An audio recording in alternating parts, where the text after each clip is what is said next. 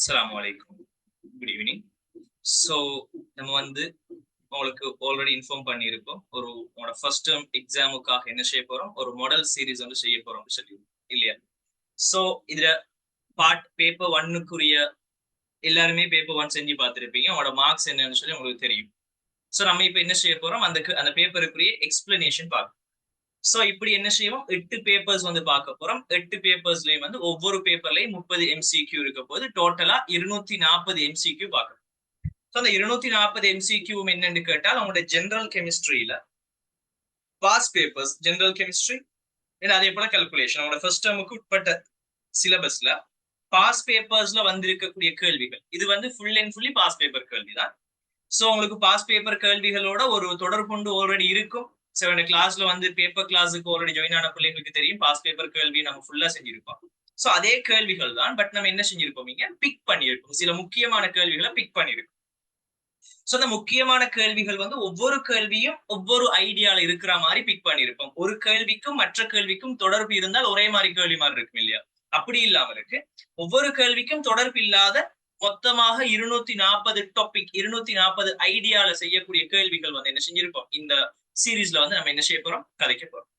So already pass பேப்பரோட எக்ஸ்போஸ்டான பிள்ளைகளுக்கு வந்து இந்த எக்ஸாம் கொஞ்சம் ஈஸியா தான் இருக்க போகுது. ஏன், இது வந்து பாஸ் பேப்பர்ல வந்து அதே கேள்வி அப்படியே போட போறோம். சோ நீங்க எழுத போறது வந்து FWC பேப்பர் எழுத போறீங்க இல்லையா? சோ FWC பேப்பர் நீங்க எழுத போறீங்கன்னு சொன்னால் அந்த FWC பேப்பர் வந்து எப்படி இருக்கும் கேட்டால், எப்படி அமைய போகுதுன்னு கேட்டால், அதுல MCQ பார்ட்ல 25 கேள்வி தான் இருக்கு. சோ அந்த 25ல ஃபர்ஸ்ட் 15 கேள்வி நார்மலான கேள்வியாகவும், அடுத்த 16 தொடக்கம் 20 வரைக்கும் ABCD கூற்று கேள்வியாகவும், 21 தொடக்கம் 25 வந்து முதலாம் கூற்று இரண்டாம் கூற்று கேள்வியாகவும் இருக்க போகுது. சோ FWC பேப்பரை நீங்க எடுத்து பாத்தீங்கன்னு சொன்னால் அதிண்ட வழக்கம் எப்படி இருக்கும், முதலாம் தவணையோட வழக்கம் எப்படி இருக்கும்னு கேட்டால், அது வந்து பேசிக்கான விஷயங்களை பத்தி மட்டும்தான் பெருமளவுக்கு கேள்வியில சொல்றேன். பேசிக்கான விஷயங்கள், அதாவது வேற எந்த யூனிட்ற ஒரு தொடர்புமே இல்லாமலுக்கு இந்த ஜெனரல் கெமிஸ்ட்ரி கால்குலேஷன் அதை மட்டும் வச்சு நம்ம கதைக்கக்கூடிய யூனிட்ஸை பத்தி தான் என்ன செய்ய போறா, டாபிக்ஸை பத்தி மட்டும்தான் இந்த FWCல கேட்க போறேன். ஓகேவா? சோ நானும் அதே மாதிரி கேள்விகளை தான் பிக் பண்ணி இதுல போட்டிருக்கேன். அதே போல இப்ப நீங்க எதிர்பார்க்க வேணாம் இதுல இருக்கிற கேள்வி அப்படியே உங்களுக்கு வரப்போகுதுன்னு சொல்லி எதிர்பார்க்க வேணாம். பட் இதுல இருக்கிற ஐடியாவை உங்களுக்கு தெளிவாக விளங்கும் சொன்னால் FWC பேப்பர் வந்து சிம்பிளான ஒரு விஷயமாக இருக்கு. ஓகேவா? சோ நான் வந்து இதுல தியரி ஃபுல்லா ரிவைஸ் பண்ணல. தியரி ஆல்ரெடி நம்ம ரிவைஸ் பண்ணியிருக்கோம், நீங்களும் படிச்சிருக்கீங்க. இந்த கேள்விக்குரிய ஐடியா என்ன, அதை ஷார்ட்டா செய்யறதுக்குரிய வேலைகள் இருக்கு, அதுகளை மட்டும் தான் என்ன செய்ய போறோம், நம்ம வந்து பார்க்கணும். சோ இந்த 240 கேள்வி நீங்க ஃபுல்லா செஞ்சதுக்கு பிறகு FWC பேப்பர் எடுத்து பாத்தீங்கன்னு சொன்னால் ஒரு சிம்பிளான ஒரு விஷயமாக இருக்கும். தெளிவா இந்த கேள்வியும் செஞ்சிருக்கும். சோ ஃபர்ஸ்ட் பேப்பருக்குள்ள போவோம். சோ MCQ ஆன்சர்ஸ் செக் பண்ணிக்கொள்ளுங்க. முதலாவது கேள்வி என்ன கேட்கிறா, சோ நீங்க உங்களோட பேப்பரை பாத்தீங்கன்னா முதலாவது கேள்வி வந்து இந்த இருவலுவளவுள்ள மூலகம் ஒன்றினது அணுவினது திணிவு 2.10 தர 1022 கிராம். கேள்வி அதனது சாரண திணிவு யார்? சோ இது எது தொடர்பான கேள்வின்னு கேட்டால் கால்குலேஷன் பார்ட்ல வரக்கூடிய கேள்வி. சாரண திணிவையும் அணுத்திணிவு அலகையும் சம்பந்தப்படுத்தக்கூடிய ஒரு கேள்விதான் இது. சோ இந்த அணுத்திணிவு அலகு சாரண திணிவுக்குரிய இன்ட்ரோடக்ஷன் எல்லாம் நான் தர வேண்டிய அவசியம் இல்லைன்னு சொல்லி நினைக்கிறேன். ஏன்னா ஆல்ரெடி எல்லாருமே படிச்ச விஷயம். சோ நம்ம அந்த கேள்விக்கு தேவையான வேயை மட்டும் பார்ப்போம். ஓகேவா? சோ இந்த சாரண திணிவு தொடர்பான கேள்வி வந்து உங்களோட ஃபைனல் பேப்பர்ல வார விதம் வந்து இப்ப குறைஞ்சிச்சு. ஏன்னா இது ஒரு பேசிக்கான கேள்வி. சோ நம்ம அதை விட அட்வான்ஸ்டான நிறைய கேள்விகள் இருக்கு. சோ ஃபைனல் பேப்பர் எழுத வர பிள்ளைக்கு வந்து இந்த கேள்வி எல்லாம் கொடுக்குறையா அப்படிங்கிற மைண்ட் செட்ல ஃபைனல் பேப்பர்ல இந்த கேள்வி வந்து இப்ப வாரல. 2000ஆம் ஆண்டுக்கு பிறகு இந்த கேள்விகள் வாரல. பட் உங்களோட FWC பேப்பர் எடுத்தீங்கன்னு சொன்னால் FWC பேப்பர்ல இந்த மாதிரி கேள்விகள் என்ன செய்வார், வழக்கமாக போடுவார். இப்ப இந்த கேள்வி வந்து ஏதோ ஒரு அணுவை பத்தி கதைக்கிறோம், அவர் சாரண திணிவை தந்திருக்கார், சரி ஒரு அணுவின் திணிவை தந்திருக்கார். இப்ப கேள்வி சாரண திணிவு செய்ய சொன்னா நம்ம என்ன செய்வோம், சாரண திணிவுக்குரிய சமன்பாடு தெரியும் நமக்கு. 2 சமன்பாடு கிடைக்கலாம். என்ன சமன்பாடு, ஒன்று வந்து இதுக்கு 2 சமன்பாடு பயன்படுத்தலாம். ஒரு சமன்பாடு என்ன, சாரண திணிவு இஸ் ஈக்குவல் டு அந்த ஒரு அணுவின் திணிவின் கீழ் அணுத்திணிவு அலகு, இதையும் யூஸ் பண்ணலாம். அல்லது வேற என்ன சமன்பாடு யூஸ் பண்ணலாம், சாரண திணிவு இஸ் ஈக்குவல் டு ஒரு அணுவின் திணிவு தர அவகாதரோ மாறிலி, இது ரெண்டையுமே யூஸ் பண்ணலாம் MCQ. அதுவே எஸ்ஏ பாட்டுன்னு நீங்க இதை மட்டும்தான் யூஸ் பண்ணணும். இதை மட்டும்தான் என்ன செய்யணும், எஸ்ஏ பாட்டுக்கு யூஸ் பண்ணணும். இந்த சமன்பாடு நீங்க எஸ்ஏ பாட்டுக்கு யூஸ் பண்ண இயலாது. MCQ நீங்க ரெண்டையுமே யூஸ் பண்ணலாம், ஒரே ஆன்சர் தான் கிடைக்கும். இப்ப கேள்வி என்ன, ஒரு அணுட திணிவை தந்திருக்கார், கேள்வி சாரண திணிவு. சோ இப்போ உனக்கு என்ன தேவை, M தெரியும், AMU தெரியுமான்னு கேட்டால் அணுத்திணி வலகு. AMUங்கிறது என்ன? அணுத்திணி வலகு. அதுல பெருமானம் தெரியும். 1.66 தர 10⁻24 கிராம் ஆக இருக்கும் போது சோ எம்மும் தெரியும் சொன்னா நீங்க என்ன செய்யலாம்? அந்த AR கண்டுபிடிக்கலாம். அல்லது உங்களுக்கு M தெரியும், அதுல அவகாதரோ மாறிலிட பெருமானம் தெரியுமா? எஸ் தெரியும். அப்ப என்ன செய்யலாம்? AR கண்டுபிடிக்கலாம். சோ எப்படி இதுக்கு பிரதியிட்டம் சொன்னால் 2.107 தர 10⁻22 கீழ் 1.66 தர 10⁻24 அல்லது நம்ம இங்க பிரதியிட்டம் என்ன வரப்போகுது? 2.107 தர 10⁻22 தர 6.022 தர 10⁻23 சோ ரெண்டுக்குமே ஒரே பெருமானம் கிடைக்கும். நான் உங்களுக்கு ரெக்கமெண்ட் பண்றது MCQல கேள்வி வருதுன்னு சொன்னால் இந்த சமன்பாடு யூஸ் பண்றதை விட்டுட்டு நீங்க இந்த சமன்பாடு யூஸ் பண்றது உங்களுக்கு கொஞ்சம் ஈஸியாக இருக்க போகுது வேலை செய்யறது. ஓகேவா? MCQல கேள்வி வந்தால் நீங்க இந்த மாதிரி சமன்பாடுகளை யூஸ் பண்றது கொஞ்சம் யூஸ்ஃபுல்லா இருக்கும், கொஞ்சம் குயிக்கா ஆன்சர் எடுக்கலாம். சோ இதை யூஸ் பண்றது நான் உங்களுக்கு ரெக்கமெண்ட் பண்றேன்.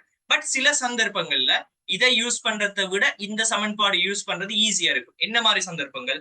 இந்த ஒரு அணிட திணிவு வந்து இந்த 1.66 மடங்குகளாக இருந்தால், எப்படி உதாரணத்துக்கு வந்து அதுல ஒரு 2 மடங்கா இருந்தால், உதாரணத்துக்கு ஒரு 3.32 அப்படின்னு சொல்லி இருந்தால் நம்ம என்ன செய்யலாம்? ஈஸியா இதை வச்சு சுருக்கிடலாம். சோ அப்படி எது நமக்கு யூஸ்ஃபுல்லோ நம்ம அதைத்தான் நம்ம இங்க செய்ய போறோம். சோ ரெண்டுல நீங்க எதை வேணா யூஸ் பண்ணலாம், ரெண்டுக்குமே ஒரே ஆன்சர் கிடைக்கும். நீங்க பாத்தீங்கன்னு சொன்னால் 127 சொல்லி ஆன்சர் வரும். விட வந்து 4. சோ ஒரு அண்ட திணிவு தந்தா இந்த 2 சமன்பாட்டை நீங்க யூஸ் பண்ணி என்ன செய்யலாம்? 127 சொல்லி இதுக்கு ஆன்சர் எடுக்கும். இப்ப கேள்வியில வந்து உங்களுக்கு FWC பேப்பர் எடுத்தால் இதே 2.107 தர 10⁻22 கிராம் இதே ஆன்சர்ஸ் இருக்குமான்னு கேட்டா அது தெரியாது. என்ன கேள்வி வரப்போகுதுன்னு தெரியாது. ஆனால் அவர் என்னதான் சாரண திணிவை பத்தி கேள்வி தந்தாலுமே இந்த சமன்பாடு தான் வரப்போகுது, உனக்கு ஷுவரா தெரியும். சோ என்ன செய்யலாம்?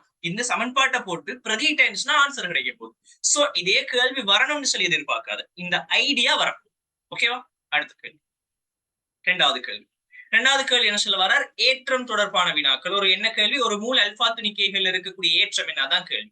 சோ ஒரு மூல் அல்பா துணிக்கையில் இருக்கிற ஏற்றம் கேள்வி கேட்டால் நமக்கு தெரியணும் வந்து ஏற்றத்தை பத்தின ஒரு சின்ன ஐடியா வந்து தெரியணும். ஏற்றத்தை பத்தி உங்களுக்கு படிச்சிருப்பீங்க நிறைய பேர். சோ எனக்கு நோமலா ஞாபகப்படுத்துங்க. ஒரு அணுவிண்ட ஏற்றம் என்னன்னு கேட்டா என்ன சொல்லுவீங்க? ஒரு அணு ஏற்றம் உடையதான்னு கேட்டா இல்ல, அணு நடுநிலையானது. அவருக்கு ஏற்றம் இல்லை. உனக்கு தெரியாட்டி மார்க் பண்ணிக்க. ஒரு அணு நடுநிலையானது. எங்கேயாவது ஒரு இடத்துல வந்து இதுல வந்து ஏற்றமற்ற துணிக்கை யாருன்னு கேட்டால் அதுல வந்து ஏதாவது ஒரு அணு இருக்கான்னு சொல்லி பாருங்க. அயன்கள் ஏற்றமுடையது. அணு இருக்கான்னு பாருங்க. அணு இருக்குன்னு சொன்னா அந்த அணுவுக்கு ஏற்றம் இல்லை. அப்ப அணுக்கள் ஏற்றமற்ற. சரியா? அல்பா துணிக்கையில இருக்கக்கூடிய ஏற்றம் கேள்வி வந்து நமக்கு தெரியணும். அல்பா துணிக்கையை பொறுத்த வரைக்கும் அல்பா துணிக்கையோட கட்டமைப்பு தெரியும். அது எப்படி இருக்க போகுதுன்னு கேட்டால் இதுதான் அல்பா துணிக்கையோட கட்டமைப்பு. அதாவது அந்த அல்பா துணிக்கையில வந்து 2+ வெளிக்காட்டப்படும். ஓகேவா? 2+ வெளிக்காட்டப்படும். சோ கெமிஸ்ட்ரியில பிளஸ்க்குரிய ஆள் யாருன்னு கேட்டால் புரோட்டான் இல்லையா? சோ புரோட்டான் வந்து 2+ வெளிக்காட்டப்படுன்னு சொன்னா என்ன செய்யும்? ஒரு அல்பா துணிக்கையில 2 புரோட்டான் இருக்கு. ஒரு அல்பா துணிக்கையில என்ன செய்யுது? 2 புரோட்டான் இருக்கு. அப்போ ஒரு அல்பா துணிக்கையோட ஏற்றம் எதுக்கு சமனா இருக்குன்னா 2 புரோட்டான் ஏற்றத்துக்கு சமனா இருக்கு. சோ இங்க நமக்கு தெரிய வேண்டியது புரோட்டான் ஏற்றம் என்ன, எலக்ட்ரான் ஏற்றம் என்ன. இது தெரிஞ்சிச்சுன்னா நமக்கு போதும். ஓகேவா? சோ புரோட்டான் ஏற்றமும் எலக்ட்ரான் ஏற்றமும் சமனாக இருக்கும், பெருமானம் சமனா இருக்கும். புரோட்டான் பிளஸ் ஆக இருக்கும், எலக்ட்ரான் வந்து மைனஸ் ஆக இருக்கும்.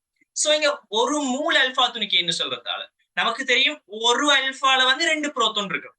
அப்ப ஒரு மூல் அல்பால என்ன செய்யும்? 2 மூல் புரோட்டான் இருக்கும். சோ நம்ம இங்க போட வேண்டிய இந்த ஏற்றம் என்ன? 2 மூல் புரோட்டான் ஏற்றம் போட்டோம்னா சரி. எனக்கு சொல்லுங்க, இப்ப ஒரு அல்பா துணிக்கையில இருக்கிற ஏற்றம் என்ன? 2 தர புரோட்டான் ஏற்றமா இருக்கு. அதுவே சோ ஒரு புரோட்டான் ஏற்றம் என்னன்னு கேட்டா 1.602 தர 10⁻19 கூலோம். ஏற்றத்தின் அளவு வந்து கூலோம் அல்லது ஃபெரடேல கதைக்கலாம். சோ அந்த கூலோமுக்கும் ஃபெரடேக்கும் இடைப்பட்ட தொடர்பை டக்குன்னு ஓடி போயிட்டு என்னன்னு சொல்லி செக் பண்ணி பாருங்க.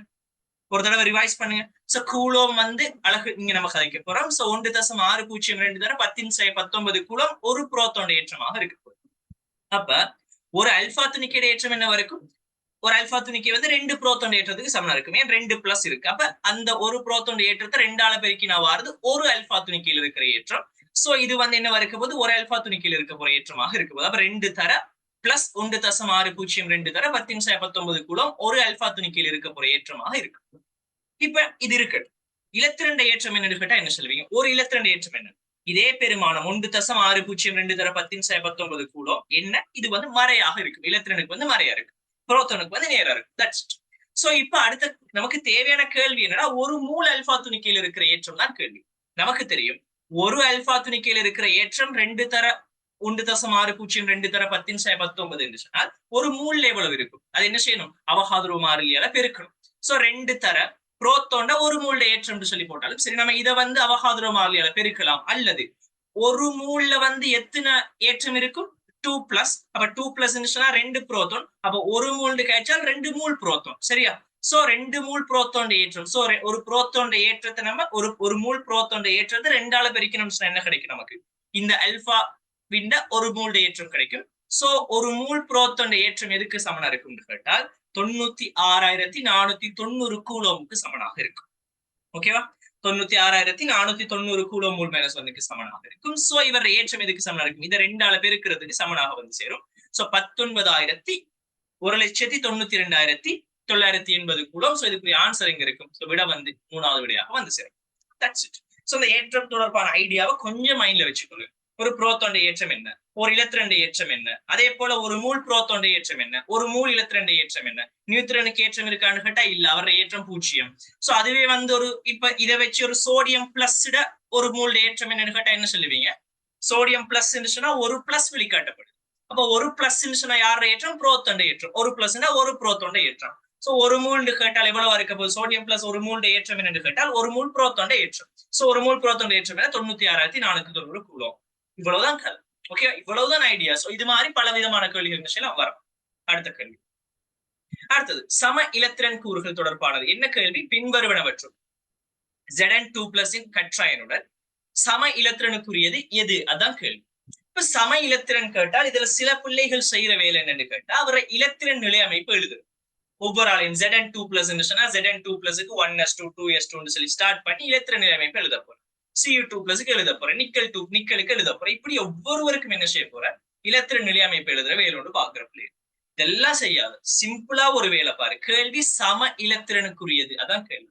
Zn2+ல எத்தனை இலத்திரன் இருக்கோ அதே அளவு இலத்திரன் இதுக்குள்ள யாருக்கு இருக்கும்னு நீ கண்டுபிடிச்சா போதும்.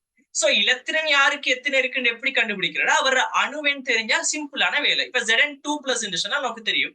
சாதாரணமாக Znல எத்தனை இலத்திரன் இருக்கும்? Zn அணுவெண் 30. சோ அவர்ல சாதாரணமான அணுவா இருந்தா அவர்ல இருக்கிற இலத்திரன் எண்ணிக்கை எத்தனை? 30 இலத்திரன் இருக்கு போகுது. அதுவே Zn2+ ஆகுதுன்னா என்ன அர்த்தம்? அதுல 2 இலத்திரன் இழக்கப்பட்டுட்டு 30 இருந்துச்சு, அதுல 2 வெளியே போயிட்டு அப்ப எத்தனை இருக்கு? 28 இலத்திரன் தான் இருக்கு. சோ Zn2+ பொறுத்த வரைக்கும் அதுல 28 இலத்திரன் இருக்கு. அதே மாதிரி 28 இலத்திரன் நீங்க வேற யாருக்கு இருக்கும்? அதான் கேள்வி. இப்ப Cu2+ல எத்தனை இலத்திரன் இருக்குன்னு கேட்டா எனக்கு சொல்லுங்க. செப்பின் அணுவெண் என்ன? உனக்கு ஆவர்த்தன அட்டவணை மைண்ட்ல இருக்கணும். எக்ஸாம்ல ஆவர்த்தன அட்டவணை தருவாங்க. சோ அதை பார்த்த உடனே நீ கண்டுபிடிக்கணும். செப்போட அணுவெண் என்ன? 29 இல்லையா? அணுவெண் 29 சொன்னால் செப்பு அணுவில் எத்தனை இலத்திரன் இருக்கும்? 29 இலத்திரன் இருக்கு. சோ 2+ என்ன செய்யப்பட்டிருக்கு? 2 இலத்திரன் இழக்கப்பட்டிருக்கு. இழந்தால் பிளஸ், ஏற்றால் மைனஸ். That's it. சோ இந்த இடத்துல வந்து 2+ங்கிறதால 2 இலத்திரன் இழக்கப்பட்டிருக்கு. அப்ப 29 இலத்திரன் இருக்க வேண்டிய இடத்துல 2 இலத்திரன் இல்லாம போயிருக்கு. அப்ப எத்தனை இலத்திரன் அப்ப இங்க இருக்கு? 27 தான் இருக்கு. நமக்கு வந்து 28 இலத்திரன் தேவை. சோ Cu2+ வரப்போற இல்லை. நிக்கல்ட அணுவை பத்தி கிடைக்கிறோம். நிக்கல் அணுநிலையில வர்ற அணுவெண் என்ன? நிக்கல் அணுவெண் என்ன? 28 இருக்கும். செக் பண்ண ஆவர்த்தன அட்டவணையில நிக்கல் எத்தனையாவது? 28 இருக்க போகுது. சோ இது அணுவாக இருக்குன்னு சொன்னால் அவர்கள் இருக்கிற 28 இலத்திரனும் அப்படியே 28 அவர்கிட்டயே இருக்கு. சோ 28 இலத்திரன் என்ன செய்யுது? இந்த நிக்கல் அணுவுல இருக்கு. நமக்கு தேவை 28 இலத்திரன் இருக்கிறவர் தான் தேவை. எஸ், நிக்கல் 28 இலத்திரன் இருக்கும். சோ விட வந்து என்ன செய்யும்? 2வது விடையாக வந்து சேரும். ஓகே, மத்தவரை செக் பண்ணும். As3+. As எத்தனை? 33. அப்ப 3 இலத்திரன் இழக்கப்பட்ட என்ன வரும்? As3+னா 3 இழக்கப்படுது. அப்ப எத்தனை இலத்திரன்? 30 இலத்திரன் தான் இருக்கு. நமக்கு தேவை 28. கார்பன் மோனாக்சைடு எடுத்தோம்னா கார்பன்ல எத்தனை இலத்திரன் இருக்கும்? 6. ஆக்சிஜன்ல எத்தனை இருக்கும்? 8. சோ கார்பன் 6, ஆக்சிஜன் 8 டோட்டல் எத்தனை? 14 இலத்திரன் தான். நமக்கு தேவை எத்தனைடா? 28 இலத்திரன் தேவை. சோ இந்த மாதிரி என்ன செய்யலாம்? நீங்க ஒவ்வொருவரா பாத்தீங்கன்னு சொன்னால் இந்த சம இலத்திரன் சம்பந்தமான கேள்வி வருதுன்னு சொன்னால் நம்ம என்ன செய்யலாம்? இதே யூஸ் பண்ணி ஆன்சர் பண்ணலாம். இந்த சம இலத்திரன், இப்படி இலத்திரன்களை கூட்டுற கான்செப்ட் வந்து ஆக முக்கியமான ஒரு விஷயமா இருக்கும். வடிவங்கள் காண்ற சந்தர்ப்பத்துல நம்ம இதை யூஸ் பண்ண போறோம். ஷார்ட் ட்ரிக்குக்காக யூஸ் பண்ண போறோம். சோ இதை கொஞ்சம் மைண்ட்ல வச்சுக்கோ. ஓகே, அடுத்த கேள்வி. கருத்தாக்கங்களை சமப்படுத்துற சம்பந்தமான கேள்வி. உங்களோட சிலபஸ்ல கருத்தாக்கங்களை சமப்படுத்துறது இருக்கு. சோ இது ஃபைனல் பேப்பர்ல வாரது குறைவு. ஆனால் FWC-ல போடக்கூடிய வாய்ப்பு இருக்கு. என்ன கேட்கிறார்? கேள்வி என்ன? இப்படி யுரேனியம் சொல்லக்கூடிய ஒரு சேர்வு இருக்கு. இந்த யுரேனியம் 92, 238. இவர் அணுவெண் 92, இவர் திணிவெண் வந்து 238. இந்த சேர்வை, இந்த அணு வந்து என்ன செய்யுது? முறையே ஒரு அல்பா துணிக்கை, ஒரு பீட்டா துணிக்கை, ஒரு பீட்டா துணிக்கை, ஒரு அல்பா துணிக்கை. சோ டோட்டலா நம்ம செல்ல போனோம்னு சொன்னால் 2 அல்பாவையும் 2 பீட்டாவையும் என்ன செய்யுது? காலல் செய்யுது. சோ அந்த கதிர் இதுக்கு என்ன பேர் சொல்லுவோம், அந்த இதை வந்து காலர் செய்யறதுக்கு என்ன பேர் சொல்லுவோம், கதிர் தொழிற்பாடுன்னு சொல்லுவோம். நார்மலா யோசிச்சுப்பார் கதிர் தொழிற்பாடு என்ன காரணத்துக்காக செய்யணும், நம்ம தேவைப்படுகிற சந்தர்ப்பம். இப்ப நீ உனக்குள்ள ஒரு தடவை ரிவைஸ் பண்ணு, கதிர் தொழிற்பாடு செய்யறதுக்குரிய காரணம் என்ன, எதுக்காக நம்ம கதிர் தொழிற்பாடு ஒரு ஒரு அணு செய்யுது. சோ இப்படி கதிர் தொழிற்பாடு செஞ்சு இப்படி என்ன செய்யுது, 2 அல்பாவையும் 2 பீட்டாவையும் காலுது. காலுமாக இருந்தால் என்ன நடக்கும், இந்த அணு வந்து வேறொரு அணுவாக மாறும். அது ஏன் அப்படி மாறணும், அது உனக்கு ஹோம்வொர்க் யோசி. சோ என்ன செய்யும், இந்த யுரேனியம் 92 238 என்ன செய்யும், வேறொரு அணுவாக மாறும். அந்த சந்தர்ப்பத்துல 2 அல்பாவையும் 2 பீட்டாவையும் என்ன செய்யும், அந்த அணுவுக்கு கூட சேர்த்து விளைவாக்கும். சோ இந்த தாக்கம் வந்து இப்படி ஒரு தாக்கமாக இருக்கும். அதாவது யுரேனியம் 92 238 என்ன செய்யும், ஒரு எக்ஸ் என்று சொல்லக்கூடிய அணுவை தரும். அந்த அணு யாருன்னு நமக்கு தெரியாது. அப்ப அவர் அணு என்ன எக்ஸ் எடுப்போம், திணிவு என்ன ஒய் எடுப்போம். பீட்டால 2 தரப்போகுது, அல்பால 2 தரப்போகுது. சோ இப்ப நம்ம இந்த தாக்கங்களை சமப்படுத்த சொன்னால், இந்த கருத்தாக்கத்தை சமப்படுத்தி இந்த எக்ஸ் யாருன்னு எப்படி கண்டெடுக்கிறேன்னு கேட்டா, நீங்க செய்ய வேண்டிய வேலை, ஃபர்ஸ்ட்டுக்கு செய்ய வேண்டிய வேலை அணுவெண்ணை சமப்படுத்தும். சோ அணுவெண்ணை எப்படி சமப்படுத்தலாம், அணுவெண்ணை சமப்படுத்துறேன்னு தாக்கிட பக்கத்துல 92 மட்டும்தான் இருக்கு. விளைவிட பக்கத்துக்கு வந்தீங்கன்னா ஒரு எக்ஸ் இருக்கு. அதே போல இங்க வந்து ஒரு -1 தர 2, அப்ப -2 இருக்கு. அதே போல +2 தர 2, அப்ப +4 இருக்கு. டோட்டலா பார்த்தால் எக்ஸும் -2வும் +4. சோ எப்படி வரும், இந்த 92 is equal to X -2 +4. So இந்த எக்ஸ்ட்ரா பெருமானம் எதுக்கு வந்து சேரும், 90ஆக வந்து சேரும். சோ இவர அணுவெண் 90ஆக இருக்கு. சோ அணுவெண் 90 சரி. அடுத்தது என்ன தேவை, நமக்கு திணிவெண் தேவை. சோ திணிவெண்ணை பார்த்தோம்னு சொன்னால் திணிவெண்ணை சமப்படுத்துவோம். சோ திணிவெண்ணை சமப்படுத்தினால் தாக்கிட பக்கம் 238, விளைவிட பக்கம் வந்தோம்னா y ஆக இருக்கும். சோ பீட்டாவை பொறுத்த வரைக்கும் அவரை ஏற்றம் -1 இருக்கும், அவரை திணிவு 0ஆக இருக்கும். சோ 2 தர 0 0 தான். அல்பாவை பொறுத்த வரைக்கும் ஏற்றம் +2 இருக்கும், திணிவு வந்து 4 இருக்கும். அப்ப 2 தர 4 8. சோ இங்கால சைட்ல 238, இங்கால சைடுக்கு வந்தோம்னா y + 0 + 8. சோ எப்படி வரும், 238 is equal to y + 0 + 8. so y is equal to 230 சொல்லி வரும். நம்ம தேட வேண்டியது 90 அணுவெண்ணாகவும் 230 திணிவெண்ணாகவும் இருக்கிற ஆன்சரை பத்தி தேடுவோம். இப்ப தேடி பாருங்க, 90 அணுவெண்ணா இருக்கிறேன்னு முதலாவது ஆன்சர் வருது. பட் அந்த இடத்துல வந்து திணிவெண் 234 முதலாவது வராது, 2வது 91 வராது, 3வது 92 வராது. 4ஐயும் 5ஐயும் பார்த்தோம்னா அணுவெண் 90, இங்கேயும் அணுவெண் 90, திணிவெண் 230, இங்கேயும் திணிவெண் 230. இப்ப யாரு சரியான ஆன்சர், நமக்கு தேவையான மாதிரி 90 230 கிடைச்சிட்டு. இப்ப சரியான ஆன்சர் யாருன்னு கேட்டால், இதுக்கு நம்ம யாரை யூஸ் பண்ணணும், 90 சொல்ற அணுவெண் வந்து யாராவது ஒரு அணுவுக்கு தான் இருக்கும் இல்லையா, யாராவது ஒரு அணு. அதுல யாரு சரியான அணு, 90 அணுவெண் உண்மையாக யாருக்குரியதுன்னு நம்ம என்ன செய்யலாம், ஆவர்த்தன அட்டவணையை வச்சு யூஸ் பண்ணி செக் பண்ணலாம். சோ ஆவர்த்தன அட்டவணையில 90 யாருக்குரியதுன்னு செக் பண்ணீங்கன்னா தோரியம் வந்து 90ஆக இருக்கும். சோ Rn வந்து ரேடன் வந்து என்ன 86. அப்ப நம்ம என்ன செய்யலாம், அது ரேடன் அப்படி எழுத இயலாது. ஏன், ரேடன் வந்து உண்மையா 86 தான் வரணும், 90ன்னு சொல்லி வர இயலாது. சோ 4வது இல்ல, விட வந்து 5வது தோரியமாக இருக்கும். இதுதான் இதுக்குரிய ஆன்சராக இருக்கும். ஓகேவா, இது வந்து நம்மட ஃபைனல் பேப்பர்ல வாரதெல்லாம் இப்ப இல்ல, பெருமளவுக்கு குறைஞ்சிட்டு. பட் உங்களோட FWC பேப்பர்ல ஃபர்ஸ்ட் டேர்ம்ல இந்த கேள்வி என்ன செய்யலாம், அவர் வந்து போடக்கூடிய வாய்ப்புகள் இருக்கு. சோ இதுதான் போடணும் இல்ல, இது மாதிரி டைப்பான கேள்விகள் போடலாம். போட்டா என்ன செய்யற, இந்த ஓர்டரை ஃபாலோ பண்ணால் நமக்கு ஆன்சர் கிடைக்கும். அடுத்த கேள்வி. சோ அடுத்த கேள்வி, ஒரு விளக்கு செகண்டுக்கு 6 ஜூல் சக்தியை கட்புல ஒளியின் நீல பிரதேசத்தில், அவர் அலைநீளம் தந்திருக்கார் 470 நானோமீட்டர் உற்பத்தி செய்யும்.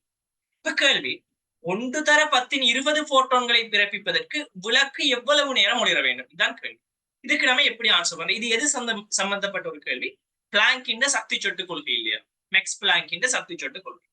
சோ இப்ப என்ன சொல்ல வாரா, ஒரு விளக்கு இருக்கா, அந்த விளக்கு என்ன செய்யலாம், ஒரு செகண்டுக்கு அந்த விளக்கு ஒளிருமாக இருந்தால் அதுல இருந்து 6 ஜூல் சக்தி வெளியாகுதாம்.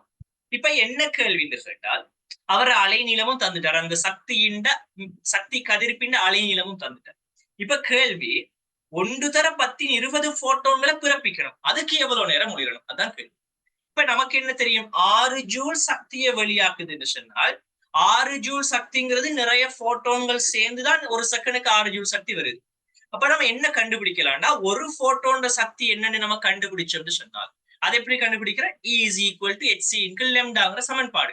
சோ ஒரு போட்டோன் சக்தி நம்ம கண்டுபிடிச்சோம்னு சொன்னா நம்ம என்ன செய்யலாம், ஒரு போட்டோன் சக்தி தெரியும். அப்ப இந்த ஒரு செகண்டுக்கு இந்த 6 ஜூல தரணும்னு சொன்னா எத்தனை போட்டோன் சேர்ந்து இந்த 6 ஜூல தரும்னு கண்டுபிடிக்கலாம். அந்த நம்பர் எதுக்கு சமனா இருக்கும், அந்த போட்டோன்கள் எண்ணிக்கை எதுக்கு சமனா இருக்கும், ஒரு செகண்ட்ல வெளியாக போற இந்த போட்டோன்கள் எண்ணிக்கைக்கு சமனா இருக்கும். அப்ப இவ்வளவு போட்டோனுக்கும் ஒரு செகண்ட் தேவைன்னு சொன்னால் 1 தர 10-20 போட்டோனுக்கு எவ்வளவு நேரம் தேவை, அவ்வளவுதான் கேள்வி. இதை நீ கண்டுபிடிக்கிறதா நீங்க வேலை. சோ என்ன செய்யலாம், வழக்கமான வேலை is equal to HF. So நீ ஒரு போட்டோட சக்தியை கண்டுபிடிப்போம். சோ இந்த F நேர்விகிதம் 1 லாம்டா இருக்கும். பட் இந்த சமன்பாடு எப்படி உருவாகுதுங்கிறத காட்டுது. F வந்து என்ன செய்யும், மீடியன் வந்து அலைநீளத்துக்கு நேர்மாறு வீத சமனாக இருக்கும். சோ இதுக்கு வந்து இந்த நேர்மாறு வீத சமனை வந்து நம்ம சமனாக்கணும்னா F is equal to C இன்கள் லெம்டா. இந்த சிங்கிறது என்ன, ஒளியின் வேகமாக இருக்கும். இந்த F என்று சொல்றது என்ன, கதிர்பின்ன மீடியனாக இருக்கும். லெம்டா என்று சொல்றது என்ன, அந்த கதிர்பின்ன அலைநீளமாக இருக்கும். சோ இந்த F க்கு பதிலாக C இன்கள் லெம்டா நம்ம என்ன செய்யலாம், பிரதியிடலாம். So E is equal to H இன்கள் லெம்டா சொல்லி வரப்போகுது. இது வந்து ஒரு போட்டோட சக்தி. அதுவே இது ஒரு இன்ட்ரோடக்ஷனுக்காக சொல்றேன். ஒரு மூல் போட்டோன் நம்ம என்ன செய்யணும், ஒரு போட்டோட சக்தி என்ன செய்யணும், அவகாத்ரோ மாறிலியால E is equal to HF into அவகாத்ரோ மாறிலியால பெருக்கும். அதுவே நம்ம F தெரியாதுன்னு சொன்னா என்ன செய்யலாம், HC இன்கள் லெம்டா into அவகாத்ரோ மாறிலி என்ன செய்யலாம், நம்ம போடலாம். இது வந்து ஒரு இன்ட்ரோடக்ஷனா வச்சுக்கணும். இப்ப நமக்கு தேவையான விஷயம் என்ன, இங்க வந்து ஒரு மூல் போட்டோன்னு சொன்னா அவகாத்ரோ மாறிலியால பெருக்கும். இப்ப நமக்கு தேவை வந்து ஒரு மூல் போட்டோன் இல்ல, நமக்கு தேவை 1 தர 10-20 எண்ணிக்கையான போட்டோன் தான் நமக்கு தேவை. இப்ப எனக்கு சொல்லுங்க, இந்த 1 தர 10-20 எண்ணிக்கையான போட்டோன மொத்த சக்தி எவ்வளவுன்னு கண்டுபிடிச்சோம்னு சொன்னா இது அடுத்த டைப்பா யோசிக்கலாம். நமக்கு தெரியும் 6 ஜூல் சக்தியை வெளியாக்குறதுக்கு எவ்வளவு நேரம் தேவைப்படுது, 1 செகண்ட் தேவைப்படுது. அப்ப இந்த 1 தர 10-20 எண்ணிக்கையான போட்டோனுக்கு தேவையான மொத்த சக்தி எவ்வளவுன்னு கண்டெடுத்து 6 ஜூலுக்கு 1 செகண்ட் சொன்னால் அப்ப அவ்வளவு சக்திக்குமே எவ்வளவு நேரம் எடுக்கும், அப்படியும் கண்டெடுக்கலாமா இல்லையா? சோ அப்ப ஃபர்ஸ்ட்டுக்கு என்ன செய்யும், அந்த மொத்த சக்தியை கண்டெடுப்போம். அது எவ்வளவுக்கு சமமா இருக்கும், H பெருமானம் என்ன, பிளாங்கின் மாறில பெருமானம் ஞாபகம் இருக்கட்டும், 6.62 தர 10⁻34 ஜூல் செகண்ட் ஆகுது தர. இந்த ஒளியின் வேகம் என்னடா 3 தர 18 ms-1 ஆக இருக்கும். அதன் கீழ் லெம்டா என்ன தந்திருக்கார், 470 நானோமீட்டர் தந்தார். நம்ம இங்க போட வேண்டியது என்ன, ஜூல் அதே போல மீட்டர் எல்லாமே எஸ் அலகுகள் இருக்கிறதால நம்ம அந்த நானோமீட்டர் என்ன செய்யணும், மீட்டருக்கு மாத்தணும். சோ 470 தர 10⁻9 மீட்டர் சொல்லி போடும். அதை வந்து என்ன செய்யும், இது வந்து இவ்வளவு என்ன, ஒரு போட்டோனுக்குரிய சக்தி. நமக்கு தேவை எத்தனை, ஒரு போட்டோனா இல்ல 1 தர 10-20 எண்ணிக்கையான போட்டோன். அப்ப என்ன செய்யும், அதை வந்து 1 தர 10-20 அளவு பெருக்கும். பெருக்கினால் தேவையான மொத்த சக்தியிட பெருமானம் என்னன்னு கேட்டால் 42.3 ஜூலாக இருக்கு. இந்த 42.3 ஜூலுங்கிறது என்ன, நமக்கு தேவையான மொத்த சக்தி. இதுல 6 ஜூல் சக்தியை வெளியாக்குறதுக்கு 1 செகண்ட் போதும். அப்ப இந்த 42.3க்கு எவ்வளவு வரும்னு சொல்லுங்க, அந்த 42.3 6ஆல பிரிச்சோம்னு சொன்னால் 7.05 செகண்ட் சொல்லி இதுக்கு ஆன்சர் வந்து சேரும். சோ நீங்க ஆன்சரை செக் பண்ணீங்கன்னு சொன்னால் 7.1 செகண்ட் சொல்லி நமக்கு என்ன செய்யும், ஆன்சர் கிடைக்க போகுது. ஓகேவாடா? அடுத்த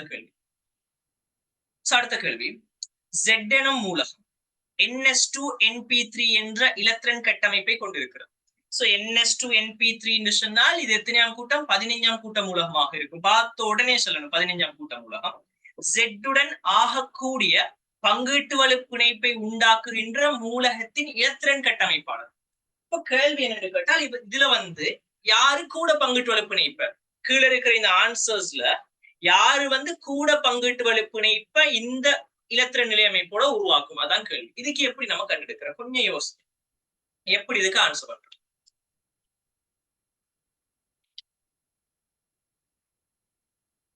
நமக்கு தெரியும் ஒரு பங்கீட்டு வலு பிணைப்பு உருவாக்குற விஷயம். பங்கீட்டு வலு பிணைப்பை பத்தி நான் கூட கதைக்க தேவையில்லைன்னு சொல்லி நினைக்கிறேன். சோ ஒரு பங்கீட்டு வலு பிணைப்பு உருவாகணும்னு சொன்னா எப்போ உருவாகும், ஒரு அணுவிண்ட சோடியற்ற இலத்திரனும் இன்னொரு அணுவிண்ட சோடியற்ற இன்னொரு இலத்திரனும் சேர்ந்துதான் பங்கீட்டு வலு பிணைப்பு உருவாக போகுது. சரியா புரியுது? பங்கீட்டு வலு பிணைப்புங்கிறது அவர் ஒரு இலத்திரன் கொடுப்பார், இவர் ஒரு இலத்திரன் கொடுப்பார். சோ 2 பேரும் ஒவ்வொரு இலத்திரனை கொடுத்தா தான் பங்கீட்டு வலு பிணைப்பு உருவாக போகுது. சோ அந்த பங்கீட்டு வலு பிணைப்பை உருவாக்கணும்னு சொன்னால் சோடியற்ற இலத்திரன்கள் எண்ணிக்கைக்கு ஏற்ற மாதிரி தான் பங்கீட்டு வலு பிணைப்பு உருவாக போகுது. இப்ப எனக்கு சொல்லுங்க, இந்த NS2NP3 நம்ம எடுத்தோம்னு சொன்னால் NS2NP3ல எத்தனை சோடியற்ற இலத்திரன் இருக்கும், NS2 கட்டமைப்பு நம்ம வரைஞ்சோம்னா இந்த ஓபிட்டல் வந்து முற்றாக நிரம்பின ஓபிட்டலாக சோடியாக இருக்க போகுது. ஆனா NP3 என்ன செய்யும் சொல்லுங்க, இந்த NP3 என்ன செய்யும், ஹுண்டின் விதிப்படி என்ன செய்யும், ஃபர்ஸ்ட்டுக்கு ஒரு இலத்திரன், அடுத்த ஓபிட்டல் அடுத்த இலத்திரன், அடுத்த ஓபிட்டல் அடுத்த இலத்திரன், அப்படித்தான் ஃபர்ஸ்ட்டுக்கு நிரம்ப போகுது இல்லையா? அப்படி நிரம்பினால் இந்த NP3 என்ன செய்யும், அதுல இருக்கிற 3 இலத்திரனும் வந்து தனித்தனி ஓபிட்டல்ல 3 ஓபிட்டலையும் தனித்தனியாக நிரம்பும். சோ இந்த Zல வந்து கடைசியில 3 சோடியற்ற இலத்திரன் இருக்கு. இவள் என்ன செய்யுது, 3 சோடியற்ற இலத்திரன்.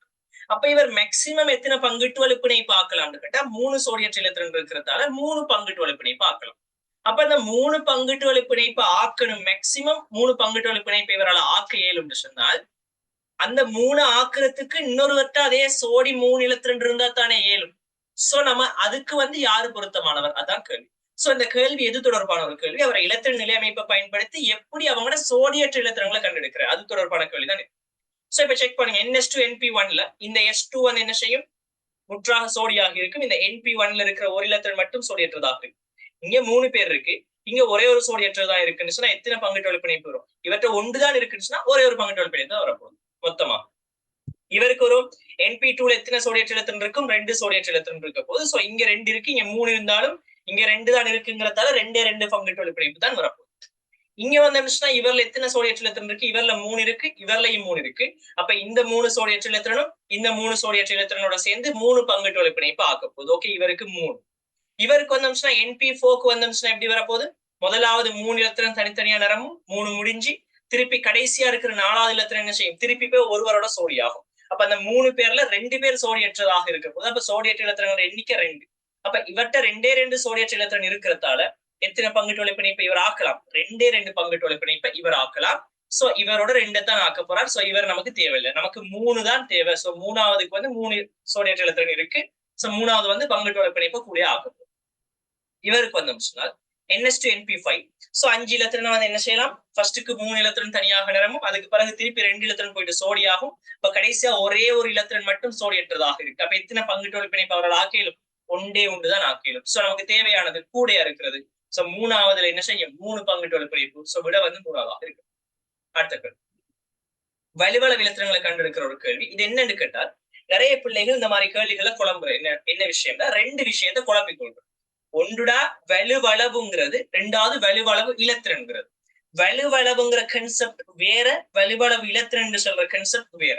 இங்க நம்ம கதைக்க போறது வலுவளவு இலத்திரன் தொடர்பான கன்செப்ட். சோ இந்த வலுவளவு இலத்திரன் எப்படி காண்றது கேட்டா அதுக்கு தேவையானது நமக்கு அவர கட்டமைப்பு தேவை. சோ SiF6 2- கட்டமைப்பு எப்படி இருக்கும்னு கேட்டால் உங்களுக்கு தெரியும், லூயிஸின் கட்டமைப்பு வரைஞ்சு பழகி இருப்பீங்க. சோ தேவையான இடங்கள் அதை நான் சொல்லித்தரேன். சோ லூயிஸின் கட்டமைப்பு இந்த SiF6க்கு எப்படி வரப்போகுது? இந்த மாதிரி உண்டு, இந்த மாதிரி ஒரு பிணைப்பு, இந்த மாதிரி ஒரு பிணைப்பு, இந்த மாதிரி ஒரு பிணைப்பு, அதே போல இப்படி ஒரு பிணைப்பு, இப்படி ஒரு பிணைப்பு, இப்படி 6 பிணைப்பு இந்த சிலிக்கனை சுத்தி இருக்கும். இது ஒவ்வொரு பிணைப்புலையும் ஒவ்வொரு புளோரின் பிணைப்பு இருக்க போது, ஒவ்வொரு புளோரின் பிணைப்பு இருக்க போது. இந்த கட்டமைப்பு வரைய தெரியாதாக்கள் டக்குன கட்டமைப்பு வரைகிற விஷயத்த ஒரு தடவை ரிவைஸ் பண்ணுங்க. பழக்கப்பட்டு இருக்கணும் கட்டமைப்பு வரைகிறது. இப்படி SiF6 இந்த கட்டமைப்பாக வரப்போது. இந்த டைம்ல இந்த சிலிக்கன்ல என்ன செய்யும்? ஒரு 2- இருக்க போது. இந்த சிலிக்கன்ல தான் இந்த 2- இருக்கு. இப்ப கேள்வி என்ன? இந்த சிலிக்கன் அணுவின் வலுவளவு ஓட்டுல இருக்கிற இலத்திரன்கள் எண்ணிக்கைன்னு கேள்வி வந்தா நீ செய்ய வேண்டியது ஒன்றுமே இல்லை. அந்த சிலிக்கனை சுத்தி இருக்கிற இலத்திரன்களை மொத்தமா கூட்டும். சோ இங்க ஒரு பிணைப்பு இலத்திரன் இருக்கு. அப்ப பிணைப்புல எத்தனை இலத்திரன்? 2. இங்க எத்தனை இருக்கு? 2. இங்க எத்தனை இருக்கு? 2. இங்க எத்தனை இருக்கு? 2. இங்க எத்தனை இருக்கு? 2. இங்க எத்தனை இருக்கு? 2. டோட்டலா 12 இலத்திரன். சிலிக்கன்ல சுயாதீனமா ஏதாவது தனிச்சோடி இலத்திரனோ அல்லது தனி இலத்திரனோ இருக்கான்னு கேட்டா அது எதுவுமே இல்லை. அப்ப அந்த சிலிக்கனை சுத்தி மொத்தமா எத்தனை சோடு இருக்கு? 6 சோடு இருக்கு. அப்ப எத்தனை இலத்திரன்? 12 இலத்திரன் இந்த சிலிக்கன் அணுவுல இருக்கு. இது வலுவளவு இலத்திரன் காண்ற கன்செப்ட். வலுவளவு காண்றது தேவைப்படக்குள்ள பார்ப்போம். சோ இங்க 12 இலத்திரன். சோ விட 5வதாக இருக்கு. ஓகேவா? இது சிலிக்கன் SiF6 2- தான் கேட்கணும் வேண்டாம் இல்ல. உதாரணத்துக்கு அவர் ஒரு PCl5 தந்துட்டு அந்த பொஸ்பரஸ் வலுவளவு ஓட்டு இலத்திரன் எத்தனை கேட்கலாம். கேட்டா என்ன செய்யணும்? அதே மாதிரி கட்டமைப்பு வாங்கி அதை சுத்தி இருக்கிற இலத்திரங்கள் நம்ம பார்த்தோம்னா வேலை முடியும். அடுத்த கேள்வி. சோ பின்வரும் மூலக்கூறுகளில் எந்த ஒன்று கூம்பக வடிவு உள்ளது? அதான் கேள்வி. சோ இந்த வடிவத்தை பத்தி கதைக்கிறேன்னு இந்த வடிவத்தை பத்தி இந்த அட்டவணை எல்லாருக்குமே தெரிஞ்சிருக்கணும். இந்த அட்டவணை எல்லாருக்குமே ஞாபகம் இருக்கும்னு சொல்லி நம்புறேன். சோ நான் இதை திரும்ப இதை ரிவைஸ் பண்ண வேண்டிய எந்த தேவையும் இல்லை. சோ அந்த அட்டவணை எல்லாருக்குமே ஞாபகம் இருக்கும்னு நம்பிக்கையோட நம்ம என்ன செய்யும்? இந்த கேள்விக்குள்ள போகும். சோ வழக்கமாக என்ன செய்யற? வடிவம் கேட்டால் அந்த கட்டமைப்புல லூயிஸ்ட கட்டமைப்பு வரைஞ்சி அதுல எத்தனை தள்ளுகிழகு இருக்கு, அதுல எத்தனை தனிச்சோடி இருக்கு, அந்த மாதிரி தான் பாக்குறேன். பட் நான் ஒரு ஷார்ட் ட்ரிக் ஒன்று பிள்ளைகளை சொல்லி கொடுக்குற விஷயம் என்ன, கட்டமைப்பு வரைய தெரியாதா? அவர் எப்படிப்பட்ட கட்டமைப்பு கேட்டாலும் சரி என்ன கேட்கிறார்? நீரை பத்தி கேட்டார். ஆன்சர் என்ன இருக்கு? இந்த கேள்வி என்ன? பின்வரும் மூலக்கூறுகளில் எந்த ஒன்று கூம்பக வடிவு உள்ளது? கூம்பக வடிவு இதுக்குள்ள யாருக்கு இருக்கும்? அதான் கேள்வி. முதலாவது ஆன்சர் நீரை தாரார். நீருக்கு கூம்பக வடிவா இல்லையான்னு நம்ம செய்ய வேண்டிய வேலை என்னன்னு கேட்டால் அந்த அணுவுல இருக்கு, அந்த மூலக்கூறுல இருக்கிற அணுக்கள இலத்திரன்களை கூட்ட வேண்டியது. சோ இதுல ஒரே ஒரு விஷயம் மைண்ட்ல தெளிவா வச்சுக்கொள்ளுங்க. ஐதரசன்ல எத்தனை இலத்திரன் இருக்கும்? சாதாரணமாக ஒரு இலத்திரன் தான் இருக்கு. ஆனால் ஒரு விதி விலக்கொண்டு கலப்போம். அந்த ஐதரசன் மைய அணுவோட நேரடியாக பிணைப்புல இருந்தால் ஐதரசன் மைய அணுவோட நேரடியாக பிணைப்புல இருந்தா நம்ம 7 என்று சொல்லி போடுவோம். ஐதரசனுக்கு 7 என்று போட்டு கூட்டுவோம். மத்த எல்லா சந்தர்ப்பத்தையும் 1 தான் போட்டு கொடுப்போம். சோ இந்த ஷார்ட் ட்ரிக்கை கொஞ்சம் மைண்ட்ல வச்சு. சோ இந்த H2O நம்ம எடுத்தோம்னா இதுக்குரிய ஷார்ட் ட்ரிக் என்ன, ஷார்ட் மெத்தட் என்ன, ஐதரசன் வந்து இந்த ஆக்சிஜனோட டைரக்டாக பிணைப்புல இருக்கும் போது அப்ப ஐதரசனுக்கு நான் எத்தனை போடணும், 7 போடணும். எத்தனை ஐதரசன் இருக்கு, 2 ஐதரசன். 2 ஐதரசன் 7 தர 2 14 பிளஸ் இந்த ஆக்சிஜன் எத்தனை 6. இந்த ஆக்சிஜன்ல எத்தனை இலத்திரன் இருக்கும், ஆக வெளியோட்ட பத்தி கேட்டு நம்ம கைக்கிறது அவ்வளவு என்னன்னா ஆக வெளியோட்டு இலத்திரங்களை தான் கதைக்க போறோம். சோ ஆக்சிஜன் ஆக வெளியோட்டில் இலத்திரன் இருக்கும் போது 6 இலத்திரன். சோ என்ன செய்ய போறோம், இந்த 14 பிளஸ் 6 ரெண்டையும் என்ன செய்ய போறோம், கூட்ட போறோம். 7 தர 2 பிளஸ் 6 டோட்டல் எத்தனை 20 சொல்லி வரும். ஓகேவா, நம்ம யார கூட்ட போறோம், வலுவள ஓட்டு இலத்திரங்களை மட்டும் தான் கூட்ட போறோம். சோ இவர் ஐதரசன்ல 7 சொல்லி போடுவோம். அப்ப 7 தர 2 எத்தனை 14 பிளஸ் இந்த ஆக்சிஜன் வலுவளவுல எத்தனை இலத்திரன் இருக்கும், 6 இலத்திரன் இருக்கும். சோ இவர் 6, அப்ப டோட்டல் எத்தனை 20. நம்ம செய்யற வேலை என்னன்னு கேட்டால் இந்த கூட்டி வார இந்த நம்பர். சோ இவர்ல ஏதாவது ஏற்றம் இருந்தா ஏற்றங்களுக்கு ஏற்ற மாதிரி இலத்திரங்களை கூட்டுறியா அல்லது கழிக்கிறியான்னு பார்ப்போம். மர ஏற்றம் இருந்தா இலத்திரங்களை கூட்டணும், நேரேற்றம் இருந்தா இலத்திரங்களை என்ன செய்யணும், கழிக்கணும். That's it. இப்ப 20 சொல்லி வந்துச்சு. இந்த 20 நம்ம ஃபர்ஸ்ட்டுக்கு செய்ய வேண்டிய வேலை என்னன்னு கேட்டா 8ஆல பிரிக்கும். 20 ஃபர்ஸ்ட்டுக்கு என்ன செய்வோம், 8ஆல பிரிச்சா எத்தனை வருது, 2 வருது. 20 8ஆல பிரிச்சா என்ன செய்யும், 2 வந்து ஃபுல்லா பிரிப்படும். இப்ப மிகுதியாக எத்தனை வரும், 4 ஒன்று வரும் இல்லையா. 2ஆல பிரிச்சா 16, 20 8ஆல பிரிச்சா 16 வரும். அப்ப மிச்சமா 20ல இருந்து 16 போனா 4 என்ன செய்யும், மிகுதியாக வரும். இப்ப நம்ம என்ன செய்யறது, 2 இப்படி போட்டு 4 போட வேண்டும். இந்த 4 நம்ம என்ன செய்யறோம் கேட்டா திருப்பி இந்த 4 எடுத்து 2ஆல பிரிக்கணும். இந்த 4 எடுத்து என்ன செய்யும், 2ஆல பிரிக்கும். பிரிச்சுட்டு இப்ப நம்ம செய்யற வேலை என்னன்னு கேட்டால் இந்த 2ஐயும் ஸ்டார்டிங்ல வந்த இந்த ரெண்டையும் கூட்டுவோம். கூட்டின எத்தனைடா 4.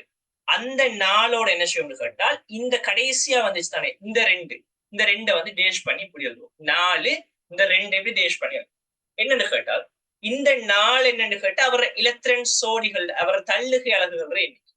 இந்த 2ங்கிறது என்னன்னு கேட்டா தனிச்சோடி இலத்திரங்களோட எண்ணிக்கை. இப்ப இந்த அட்டவணைக்கு போவோம். அட்டவணை என்ன சொல்லுது, 4 தள்ளுகை அலகுகள்ல 2 தனிச்சோடி இருந்தா என்ன வடிவம், கோணல் வடிவம். சோ 4ல 2 தனிச்சோடி இருந்துச்சுன்னா கோணல் வடிவம். சோ இந்த H2O என்ன வடிவமாக இருக்கும், கோணல் வடிவமாக இருக்கும். இப்படி நம்ம போடணும். அதே போல நம்ம அடுத்தது யாரு போடும், அமோனியான்னு சொல்ற. அமோனியாங்கிறது NH3. சோ NH3லயும் வந்து இந்த ஐதரசன் மைய நைதரசன் அணுவோட டைரக்டா இணைஞ்சிருக்கிறதால நம்ம 7 சொல்லி போடணும். நைதரசன் வலுவளவு இலத்திரன் 5. சோ இவர் 7 7 தர 3 பிளஸ் இவர் 5 டோட்டலா எத்தனை வரப்போகுது, 26 வரப்போகுது. நம்ம செய்ய வேண்டிய வேலை என்ன, இந்த 26 8ஆல பிரிக்க வேண்டியது. பிரிச்சால் 26 8ஆல பிரிச்சா 3. சோ 3 போனுச்சுன்னா 24 போனா மிச்சம் 2 இருக்கு. சோ என்ன செய்யணும், 3 போட்டுட்டு 2 தனி எழுதும். இந்த 2 திருப்பி என்ன செய்யும், 2ஆல பிரிப்போம். பிரிச்சால் 1 சொல்லி வரப்போகுது. இப்ப என்ன செய்யணும், இந்த 3ஐயும் இந்த 1ஐயும் கூட்டி 4. அந்த 4ல இந்த 1 என்ன செய்யும், தனிச்சோடியாக இருக்கும். 4ல 1 தனிச்சோடி. இப்ப 4 தள்ளுகை அலகுல 1 தனிச்சோடி. மேல அட்டவணையை செக் பண்ணி பாருங்க, என்ன வரும் முக்கோண கூம்பக வடிவம். கேள்வி என்னடா, கூம்பக வடிவம் உள்ளது யாருங்கிறது கேள்வி. விட வந்து அமோனியாவாக வந்து சேரும். ஓகேவா, மத்ததெல்லாம் சிம்பிளா. சோ இது உனக்கு ஆன்சர் எடுத்துட்டோம். சோ மத்தது வந்து என்ன செய்யலாம், பெர்லியத்தை எடுக்கலாம். பெர்லியத்துக்கு வந்து அதே மாதிரி ஷார்ட் ட்ரிக்க போடுங்க. பெர்லியம் வந்து எத்தனை, அவர் எத்தனையாம் கூட்டம், 2ஆம் கூட்டம். அப்ப எத்தனை இலத்திரன் இருக்குமா, 2 இலத்திரன் இருக்கும் போது குளோரின் வந்து 7 இலத்திரன். அப்ப 7 தர 2 14 பிளஸ் 2 எத்தனை 16. சோ 16 சொன்னால் 2 பிளஸ் 7 தர 2 16. இந்த 16 நம்ம என்ன செய்யும், 8ஆல பிரிக்க போறோம். பிரிச்சால் 2ம் மிகுதி 0 வரப்போகுது. சோ 0 வந்துட்டு இருந்துச்சுன்னா நம்ம இதுக்கு பாருங்க எதுவுமே சரியில்லை. 2க்கு 0 அவ்வளவுதான் வேலை. 0 வந்தா எதுவுமே சரியில்லை. 2க்கு 0 அதோட ஸ்டாப் பண்ணும். 2க்கு 0. சோ 2 தள்ளுகை அலகு எதுவுமே தனிச்சோடி இல்லைன்னு சொன்னால் என்ன, நேர்கோட்டு வடிவமாக இருக்கும். அதே போல கார்பனாட் குளோரைட் நம்ம அதே வேலை என்ன, கார்பனுக்கு 4 குளோரினுக்கு 7. அப்ப 7 தர 4 எத்தனை என்ன வரப்போகுது, 4 பிளஸ் 7 தர 4 டோட்டலா கூட்டினா 32 சொல்லி வரப்போகுது. அந்த 32 வந்து என்ன செய்வோம், 8ஆல பிரிப்போம். பிரிச்சால் 4 மிகுதி இல்லாம வரப்போகுது. இப்படி வந்தா ஒரு வேலை என்ன, அடுத்த ஸ்டெப் 4க்கு 0. சோ 4 எல்லாமே பிணைப்புன்னு சொன்னா என்ன வடிவம், 4 வடிவம். அதே போல போரன் முக்ளோரைட். சோ இவருக்கும் ஷார்ட் ட்ரிக் போட்டோம்னா 3க்கு 0 தலை முக்கோண வடிவம் சொல்லி என்ன செய்ய போகுது, இவருக்கு ஆன்சர் வந்து சேரப்போகுது. சோ இதுக்கு விடை வந்து முக்கோண கூம்பகமாக அமோனியாவாக இருக்கு இந்த கேள்விக்கு ஆன்சர். சோ இப்படி ஏதாவது கட்டமைப்பு தந்துட்டு அவர் வடிவம் என்ன அல்லது வடிவத்தை தந்துட்டு இவர கட்டமைப்பு என்னன்னு கேட்டு நம்ம என்ன செய்யலாம், இந்த மாதிரி இந்த ஷார்ட் ட்ரிக்கை யூஸ் பண்ணால் டக்குன்னு ஆன்சர் எடுத்துடலாம். அடுத்த கேள்வி, இந்த கேள்வி என்ன கேட்கிறார், 78 கிராம் பென்சீனில் உள்ள அணுக்களின் முழு எண்ணிக்கை என்ன, அதான் கேள்வி. 78 கிராம் பென்சீன்ல இருக்கிற அணுக்களோட எண்ணிக்கை என்ன. சோ அந்த கேள்வி வந்து எண்ணிக்கையை பத்தி கேட்கிறார். சோ எண்ணிக்கையோட சம்பந்தப்பட்ட சமன்பாடு என்னன்னு கேட்டால் நமக்கு கெமிஸ்ட்ரியில இருக்கிற சமன்பாடு எண்ணிக்கை இஸ் ஈக்குவல் டு மூல் தர அவகாதரோ மாறி. இப்ப கேள்வி என்னன்னு கேட்டால் இப்ப கேள்வி என்னன்னு கேட்டடா, யார எண்ணிக்கை கேள்வி? பென்சீன்ல இருக்கிற அணுக்களோட எண்ணிக்கை கேள்வி. கேள்வி வந்து பென்சீன் மூலக்கூறுகளோட எண்ணிக்கை இல்ல, பென்சீன்ல இருக்கிற அணுக்களோட எண்ணிக்கை. நம்ம என்ன செய்யலாம்னு சொல்லுங்க, பென்சீன்ல இருக்கிற அணுக்களோட எண்ணிக்கை கேள்வி. ஆனா அவர் தந்திருக்கிற தரவு யாருக்குன்னு கேட்டால் பென்சீன் திணிவை தான் அவர் என்ன செஞ்சிருக்கார், தந்திருக்கார். சோ பென்சீன் திணிவு தந்தால் நம்ம இதை வச்சு என்ன செய்யலாம், பென்சீன் மூல அளவை காணலாம். பென்சீன் மூல அளவை கண்டால் பென்சீன் மூலக்கூறுகளோட எண்ணிக்கையை காணலாம். சோ நம்ம என்ன செய்வோம், ஃபர்ஸ்ட்டுக்கு பென்சீன் மூலக்கூறுகள் எண்ணிக்கை காணுவோம். So benzene n is equal to w, so n into na. So அந்த n க்கு பதிலாக நான் என்ன போறேன், திணிவின் கீழ் மூல திணிவு போறேன். So n is equal to w win கீழ் m into na. சோ இந்த w என்ன 78 கிராம், மூலர் திணிவு என்ன பென்சீனுக்கு 78 கிராம் மூல் மைனஸ் 1. சோ நம்ம n என்னவா இருக்க போகுது, 78 கிராம், அதன் கீழ் 78 கிராம் மூல் மைனஸ் 1 தர அபகாதரோ மாதிரியோட பெருமானம் என்ன 6.023 தர 1023 மூல் மைனஸ் 1 ஆக இருக்கும். சோ இந்த மூலக்கூறுகள் பென்சீன் மூலக்கூறுகள் எண்ணிக்கை எத்தனை கேட்டால் 6.023 தர 1023. இது யார் எண்ணிக்கைடா, பென்சீன் மூலக்கூறுகள் எண்ணிக்கை நம்ம கண்டு. ஆனா கேள்வி என்ன, பென்சீன்ல இருக்கக்கூடிய அணுக்கள் எண்ணிக்கை தான் கேள்வி. நமக்கு தேவை என்ன, பென்சீன்ல இருக்கிற அணுக்கள் எண்ணிக்கை. நம்ம கண்டிருக்கிறது என்ன, பென்சீன் எண்ணிக்கை. எனக்கு சொல்லுங்க, ஒரு பென்சீன்ல எத்தனை அணுக்கள் இருக்கு? பென்சீன் என்ன, C6H6 இல்லையா? அப்ப ஒரு பென்சீன்ல 6 கார்பனும் 6 ஹைட்ரஜன், நம்ம டோட்டலா 12 அணுக்கள் இருக்கு. ஒரு பென்சீன்ல 12 அணுக்கள் இருக்குன்னு சொன்னால் இவ்வளவு எண்ணிக்கையான பென்சீன்ல எத்தனை அணுக்கள் இருக்குமா, 12 மடங்கு.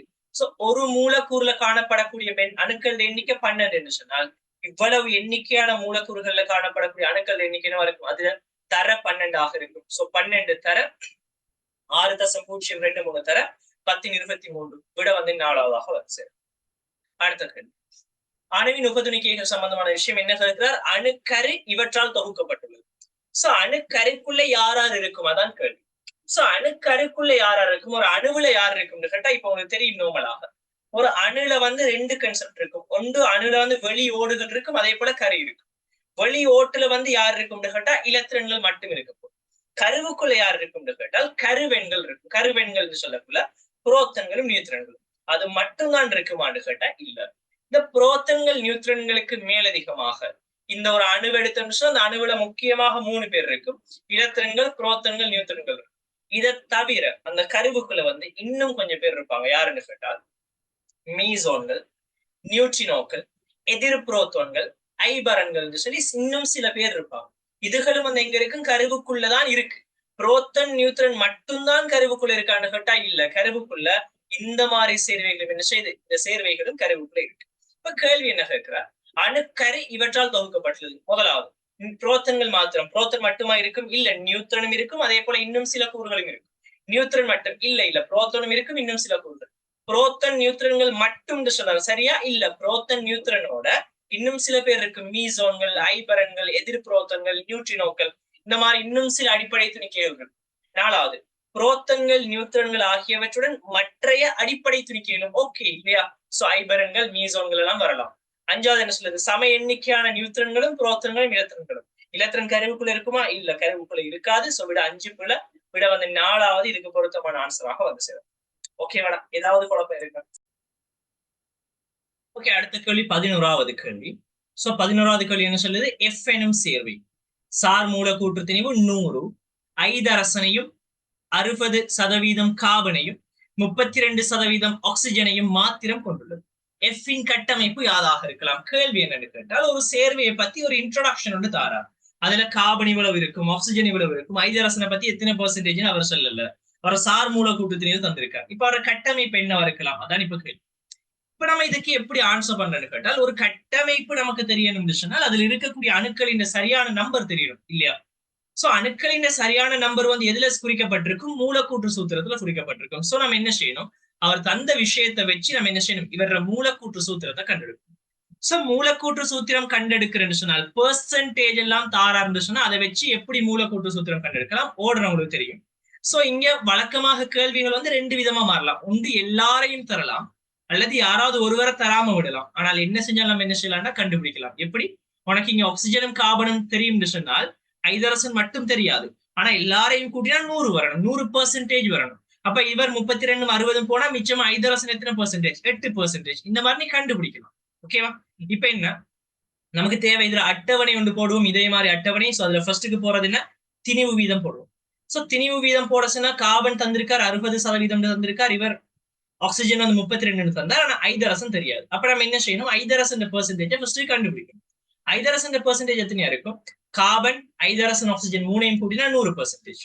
அப்ப கார்பன் 60, ஐதரசன் தெரியாது, ஆக்சிஜன் 32, எதையும் கூட்டினா 100. அப்ப ஐதரசன் எத்தனையா இருக்கும், 8% ஆக இருக்கும். சோ நம்ம இதை கண்டுபிடிச்சா என்ன செய்யலாம், இங்க வந்து போடலாம். இவர் வந்து 60 இருப்பார், இவர் வந்து கார்பன் வந்து 60 இருக்க போது, அதே போல ஐதரசன் வந்து 8 இருக்க போது, அதே போல வந்து ஆக்சிஜன் எத்தனையா இருக்க போது, 32 இருக்க போது. சோ இது நமக்கு தெரியும், நம்ம அதை வச்சு என்ன செய்யலாம், திணிவு வீதம் தெரியும் சொன்னால் 100 கிராம்ல இருக்கிற திணிவை காணலாம். எப்படி 60, இது வந்து ஒரு 60% 100 கிராம்ல 60 கிராம் இருக்கு, அதான் கன்செப்ட். சோ இவர் எத்தனை கிராம் இருக்கும், 60 கிராம், இது 8 கிராம், இது 32 கிராம். சோ திணிவு தெரியும் சொன்னால் நம்ம என்ன செய்யலாம், மூல அளவை காணலாம். சோ இவர் வந்து 60 கீழ் கார்பன் மூல திணிவு 12, 60 கீழ் 12 அப்ப 5 மூல், இவர் 8 கீழ் 1 அப்ப 8 மூல், இவர் 32 கீழ் 16 அப்ப 2 மூல். சோ இவர மூல அளவு தெரியும் சொன்னா இதை வச்சு நம்ம என்ன செய்யலாம், மூல் விகிதம் காணலாம். சோ இவங்களோட மூல் வீதம் ஏற்கனவே எளிய முழுவெண்ணாக வந்திருக்கிறதால இவங்களோட மூல் வீதம் எப்படி இருக்க போகுது, மூல் விகிதம் வந்து 5க்கு 8க்கு 2 வரும். சோ நம்ம என்ன செய்யலாம், இந்த மூல் விகிதத்தை வச்சு நம்ம கண்டுபிடிக்கிறது அனுபவ சூத்திரத்தை கண்டுபிடிப்போம். சோ அனுபவ சூத்திரம் எப்படி இருக்கும், C5H8O2 இருக்கும். சோ அனுபவ சூத்திரத்துல இருந்து எப்படி மூலக்கூட்டு சூத்திரம் கண்டெடுப்போம் கேட்டால், மூலக்கூட்டு சூத்திரம்ங்கிறது அனுபவ சூத்திரத்தின் ஒரு முழுவெண் மடங்காக இருக்கு. சோ அந்த இதை வந்து எண்ணால பெருக்கிறதுக்கு சமனா இருக்கும். இந்த எண் எதுக்கு சமனா இருக்கும் கேட்டால், மூலக்கூட்டு சூத்திர திணிவின் கீழ் அனுபவ சூத்திர திணிவு தான் இந்த எண்ணுக்கு வந்து சமனாக இருக்கும். சோ அந்த எண்ணை கண்டெடுத்தோம் சொன்னால் என்ன செய்யலாம், அந்த எண்ணுக்கு பதிலாக அதை பிரதியிட்டோம் சொன்னா மூலக்கூட்டு சூத்திரம் கிடைக்கும். சோ மூலக்கூட்டு சூத்திர திணிவு தெரியுமான்னு கேட்டா அவரை மூலர் திணிவு தந்திருக்கார் 100 தந்திருக்கார். அனுபவ சூத்திர திணிவு தெரியுமான்னு கேட்டா கார்பன் இங்க இருக்கிற அனுபவ சூத்திரம் என்ன, C5H8O2. இப்ப கார்பன் வந்து 12 தர 5 60, இது வந்து 8 அப்ப 68, இது 32 அப்ப 100. சோ மூலக்கூற்று சூத்திர திணிவு 100, அனுபவ சூத்திர திணிவு 100. அப்ப எந்த பெருமானம் என்ன, 1 சொல்லி வரும். இப்ப எந்த பெருமானம் 1 சொன்னால் இவர மூலக்கூற்று சூத்திரம் என்ன வரைக்கும் போகுது, இந்த எண்ணுக்கு பதிலாக 1 போட்டால் C5H8O2 இவர மூலக்கூற்று சூத்திரம் கிடைக்கும். இப்ப நமக்கு என்ன தெரியுங்களா, மூலக்கூற்று சூத்திரம் தெரியும். இப்ப மூலக்கூற்று சூத்திரம் தெரிஞ்சு அதை வச்சு என்ன செய்யலாம், நம்ம கட்டமைப்பு எது சரின்னு கண்டெடுக்கலாம். ஏன் அதுல 5 கார்பன் இருக்கணும், 8 ஹைட்ரஜன் இருக்கணும், 2 ஆக்சிஜன் இருக்கணும். நம்ம இப்ப அந்த ஆன்சர்ஸ் நினைச்சுட்டால் செக் பண்ணி பாருங்க. முதலாவது ஆன்சர்ல வந்து 5 கார்பன் இருக்கும், ரெண்டாவது ஆன்சர்ல வந்து 5 கார்பன் இருக்கும். செக் பண்ணுங்க, கார்பனை ஃபர்ஸ்ட் செக் பண்ணுங்க. முதலாவது ஆன்சர்ல 1 2 3 4 5 கார்பன் இருக்கு. சோ முதலாவது வரலாம் மேபி. ரெண்டாவதுல வந்து 1 2 3 4 5 கார்பன் இருக்கு, ஓகே. மூணாவதுல வந்து 1 2 3 4 5 கார்பன் இருக்கு. நாலாவதுலயும் 1 2 3 4 5 கார்பன் இருக்கு. அஞ்சாவதுல 1 2 3 4 5 கார்பன் இருக்கு. சோ எல்லாருலயுமே 5 கார்பன் இருக்கு. அப்ப கார்பனை வச்சு நம்ம என்ன செய்யலாம், ஃபைனலைஸ் பண்ணிடலாம். அடுத்தது யார்கிட்ட போவோம், ஐதரசனுக்கு போவோம். இங்க வந்து 3 ஐதரசன் 4 5 7 8 ஐதரசன் இங்க இருக்கு. ஓகே, நமக்கு தேவை 8 ஐதரசன் இங்க இருக்கு. இவருக்கு ஒரு 3 5 7 அதே போல 8. சோ 8 ஐதரசன் இவர்லையும் இருக்கு. சோ நம்ம ஐதரசன் 8 நமக்கு தேவையான அளவுக்கு இருக்கு. இங்க வந்து 3 2 5 5 2 7 9, இல்ல நமக்கு 8 தான் தேவை, 9 தாண்டி போகுது. இங்க 3 2 5 5 2 7 7 3 10, இல்ல நமக்கு 8 தான் தேவை, வராது. அடுத்தது 3 1 4 5 7 9 10, இல்ல நமக்கு தேவையானது 1 2 மட்டும் தேவை. அதுல இது பெர்ஃபெக்ட் ஆன்சர். சோ இவர்ல ஆக்சிஜன் இவர்லையும் 2 இருக்கு, இவர்லையும் 2 இருக்கு. சோ அணுக்கள் எண்ணிக்கை வந்து 1க்கும் 2க்கும் பொதுவா வருது. அதுல எது சரியான கட்டமைப்புன்னு கேட்டா நம்ம படிக்கலாம். கார்பன்ல வந்து கட்டாயம் என்ன செய்யணும், 3 பிணைப்பு 4 பிணைப்பு வரணும். சோ அந்த கார்பன் வந்து இங்கால இருக்கிற ஆக்சிஜனோட ஒரு பிணைப்புல இருக்கு. ஆனால் இங்கால சைட்ல ஒரே ஒரு ஹைட்ரஜனோட தான் பிணைப்புல இருக்கு. ஆனால் இந்த 2 பிணைப்பு என்ன செய்யணும், இந்த கார்பனுக்கு தேவை. சோ இந்த கட்டமைப்பு சரியான கட்டமைப்பு இல்ல, இந்த கட்டமைப்பு வந்து முதலாவது கட்டமைப்பு சரியான கட்டமைப்பாக இருக்கு. ஓகேவா, ஓகேவாடா. சோ விட வந்து இதுக்கு முதலாவது விடையாக இருக்கு. அடுத்த கேள்வி 12வது கேள்வி. சோ 12வது கேள்வி என்ன செய்யற, கதிர் தொழிற்பாட்டை பத்தி கேட்கிறார். சோ நான் கதிர் தொழிற்பாட்டை பத்தி கொஞ்சம் யோசிங்கன்னு சொல்லி ஏற்கனவே சொல்லியிருந்தேன். இந்த கதிர் தொழிற்பாட்டை பத்தி என்ன நமக்கு தெரியும் நம்மளா பார்ப்போம். சோ இந்த கதிர் தொழிற்பாடு எதுக்காக நடக்கணும்னு கேட்டால், கருக்கள் வந்து திணிவு கூடின கருக்கள் வந்து உறுதியற்ற கருக்களாக இருக்கு. அந்த உறுதியற்ற கருக்கள் அல்லது அந்த உறுதியற்ற அணுக்கள் வந்து உறுதியை பெற்றுக்கொள்ளணும்னு சொன்னா என்ன செய்யணும், சில சக்திகளை வந்து சில கதிர்ப்புகளை என்ன செய்யணும், வெளியாக்கணும். சோ அதுக்கு வெளியாக்குற அந்த கன்செப்டுக்கு தான் நம்ம என்ன பேர் சொல்ல போறோம், கதிர் தொழிற்பாடுன்னு சொல்ல போறோம். அந்த டைம்ல வெளியாக்குற கதிர்கள் யார் யாரா இருக்கும்னு கேட்டா, அல்பா கதிர், பீட்டா கதிர், கேமா கதிர்னு சொல்லி 3 விதமான கதிர்கள் என்ன செய்யலாம், அது வந்து வெளியாக்கும். இதுல இவங்களோட இந்த 4 கதிர்களை நம்ம கொஞ்சம் ஒப்பிடுறதாக இருந்தால், திணிவை பொறுத்த வரைக்கும் திணிவு யாருக்கு கூட வரைக்கும்னு கேட்டா, கேமாவை விட பீட்டாக்கு கூட, அதை விட அல்பாக்கு கூட வரும். அயனாக்கும் இயல்பை பார்த்தோம்னு சொன்னா அயனாக்கும் இயல்பு வந்து கேமாவை விட பீட்டாக்கு, அதை விட அல்பாவை கூட. இதை பத்தின ஐடியாவில் உங்களுக்கு தெரியும். வேகத்தை பொறுத்த வரைக்கும் மாறி இருக்கும். அல்பா அதை விட பீட்டா, அதை விட கேமா. ஊடுருவும் வலுவு வந்து அல்பா பீட்டா கேமா. ஏன் வந்து இவருக்கு அயனாக்கும் வலு அல்பாக்கு கூடன்னு கேட்டா அவருக்கு திணிவு கூட. ஏன் ஊடுருவும் வலு வந்து கேமாக்கு கூடன்னு கேட்டா அவருக்கு வேகம் கூட. இந்த ஐடியா கொஞ்சம் ஞாபகம் இருக்கட்டும். அதே போல அல்பா வந்து ஏற்றமுடையது, பீட்டா வந்து ஏற்றமுடையது, கேமாக்கு ஏற்றமில்லை. சோ ஏற்றமுள்ள கூறுகள் என்ன செய்யும்? காந்த மண்டலம் மின்மண்டலத்துல திரும்பல் அடையும். ஏற்றமற்ற கேமா என்ன செய்யாது? திரும்பல் அடையாது. இது கொஞ்சம் ஞாபகம் இருக்கு. இப்ப கேள்வி போகும். கேள்வி என்ன சொல்லுது? பீட்டா துணிக்கைகளின் ஊடுருவும் வலு அல்பா துணிக்கைகளின் ஊடுருவும் வலுவிலும் பார்க்க உயர்வானது. சரியா பிள்ளையான்னு கேட்டா எஸ், ஊடுருவும் வலு வந்து ஆக கூடது கேமா, அதுக்கு அடுத்தது பீட்டா, ஆக குறைஞ்சது அல்பா. சோ அல்பாவை விட பீட்டாக்கு கூடன்னு சொல்ல எஸ் சரியான கூற்று. முதலாவது கூற்று வந்து சரி. ரெண்டாவது கூற்று என்ன சொல்லுது? கேள்வி சரியானதுங்கிறதால இந்த கேள்விக்குரிய ஆன்சர் வந்து ஒன்றுதான். ரெண்டாவது கூற்று என்ன சொல்லுது? அல்பா கதிர்களின் ஊடுருவும் வலு கேமா கதிர்களின் ஊடுருவும் வலுவிலும் உயர்வானது. இல்ல ஆக கூடினது கேமாக்கு தான். சோ கூற்று 2 பிழை. கூற்று 3 என்ன சொல்லுது? கேமா கதிர்களின் அயனாக்கும் வலு அல்பா கதிர்களின் அயனாக்கும் வலுவிலும் உயர்வானது. இல்ல, அயனாக்கும் வலு ஆக கூடினது யாருக்கு? அல்பாக்கு தான் கூட, கேமாக்கு இல்ல. மூணாவது கூற்று பிழை. நாலாவது, பீட்டா துணிக்கைகளின் அயனாக்கும் வலு அல்பா துணிக்கைகளின் அயனாக்கும் வலுவிலும் உயர்வானது. இல்ல, நமக்கு தெரியும் ஆக கூடின அயனாக்கும் வலு யாருக்கு இருக்கும்? அல்பாக்கு தான் இருக்கும். சோ விட வந்து ஒன்றாக வந்து சிறப்பு. That's it. அடுத்த கேள்வி. உலோகம் ஒன்றின் புளோரைட்டு 14.96% புளோரினை கொண்டுள்ளது. சோ இந்த புளோரைட்டுல புளோரின் சதவீதம் 14.96. இப்ப என்ன சொல்ல வர? உலோகத்தின் குரோமேட்ங்கிறது என்ன? CrO4 தான் குரோமேட். ஓகேவா? அந்த குரோமேட்ல ஒரு குரோமியம் அணுவுக்கு 2 உலோக அணுக்கள் வீதம் இருக்கு. இப்ப கேள்வி என்ன? இந்த உலோகத்தின் சாரண திணிவு என்ன? இதான் கேள்வி. இப்ப நம்ம இதை எப்படி கண்டுபிடிக்கிறோம்? நார்மலா சொல்லுங்க. இந்த கேள்வியை பார்த்தா நமக்கு விளங்கணும். இது திணிவு சதவீதத்தை பத்தி கேட்க வர, உலோகத்தின் புளோரைட்டின் திணிவு சதவீதத்தை பத்தி கேட்க வர. இப்ப ஒரு சேர்வையின் சூத்திரத்தை தந்து அதுல இருக்கக்கூடிய கூறுகள சதவீதம் அப்படின்னு கேட்டால் அப்படியே நோட் பண்ணி வச்சுக்க. அதுக்கு நம்ம செய்ய வேண்டியது ஒரு மூல் சேர்வைக்கு கணக்கு பார்ப்போம். அப்ப ஒரு மூல் சேர்வையின் மொத்த திணிவு சதவீதம்ங்கிறது என்ன? மொத்த திணிவின் மேல் அந்த கூறின் திணிவு தர 100. அப்போ ஒரு மூல் சேர்வை எடுத்தால் அவர மொத்த திணிவு எதுக்கு சமனா இருக்கும்? அவர மூலர் திணிவுக்கு சமனா இருக்கும். அதன் மேல் இப்ப புளோரின் திணிவு சதவீதம் சொன்னால் ஒரு மூல் சேர்வையில் இருக்கிற புளோரின் திணிவு இல்லையா? அப்ப உதாரணத்துக்கு ஒரு சேர்வையில ஒரு புளோரின் இருக்குன்னு சொன்னால் ஒரு மூல் சேர்வையில ஒரு மூல் புளோரின் இருக்கும். அப்போ 19 கிராமாக இருக்கும். சோ இந்த ஐடியா ஞாபகம் இருக்கு. இப்ப நமக்கு அப்ப என்ன தேவை? இந்த புளோரின் சதவீதம் காண்றோம்னு சொன்னா அந்த சேர்வையின் அந்த புளோரைட்டின் சூத்திரம் தேவை. இப்ப புளோரின் வலுவளவு 1 தெரியும். அப்ப எம் வந்து ஒரே ஒரு எம் தான் இருக்க போகுது.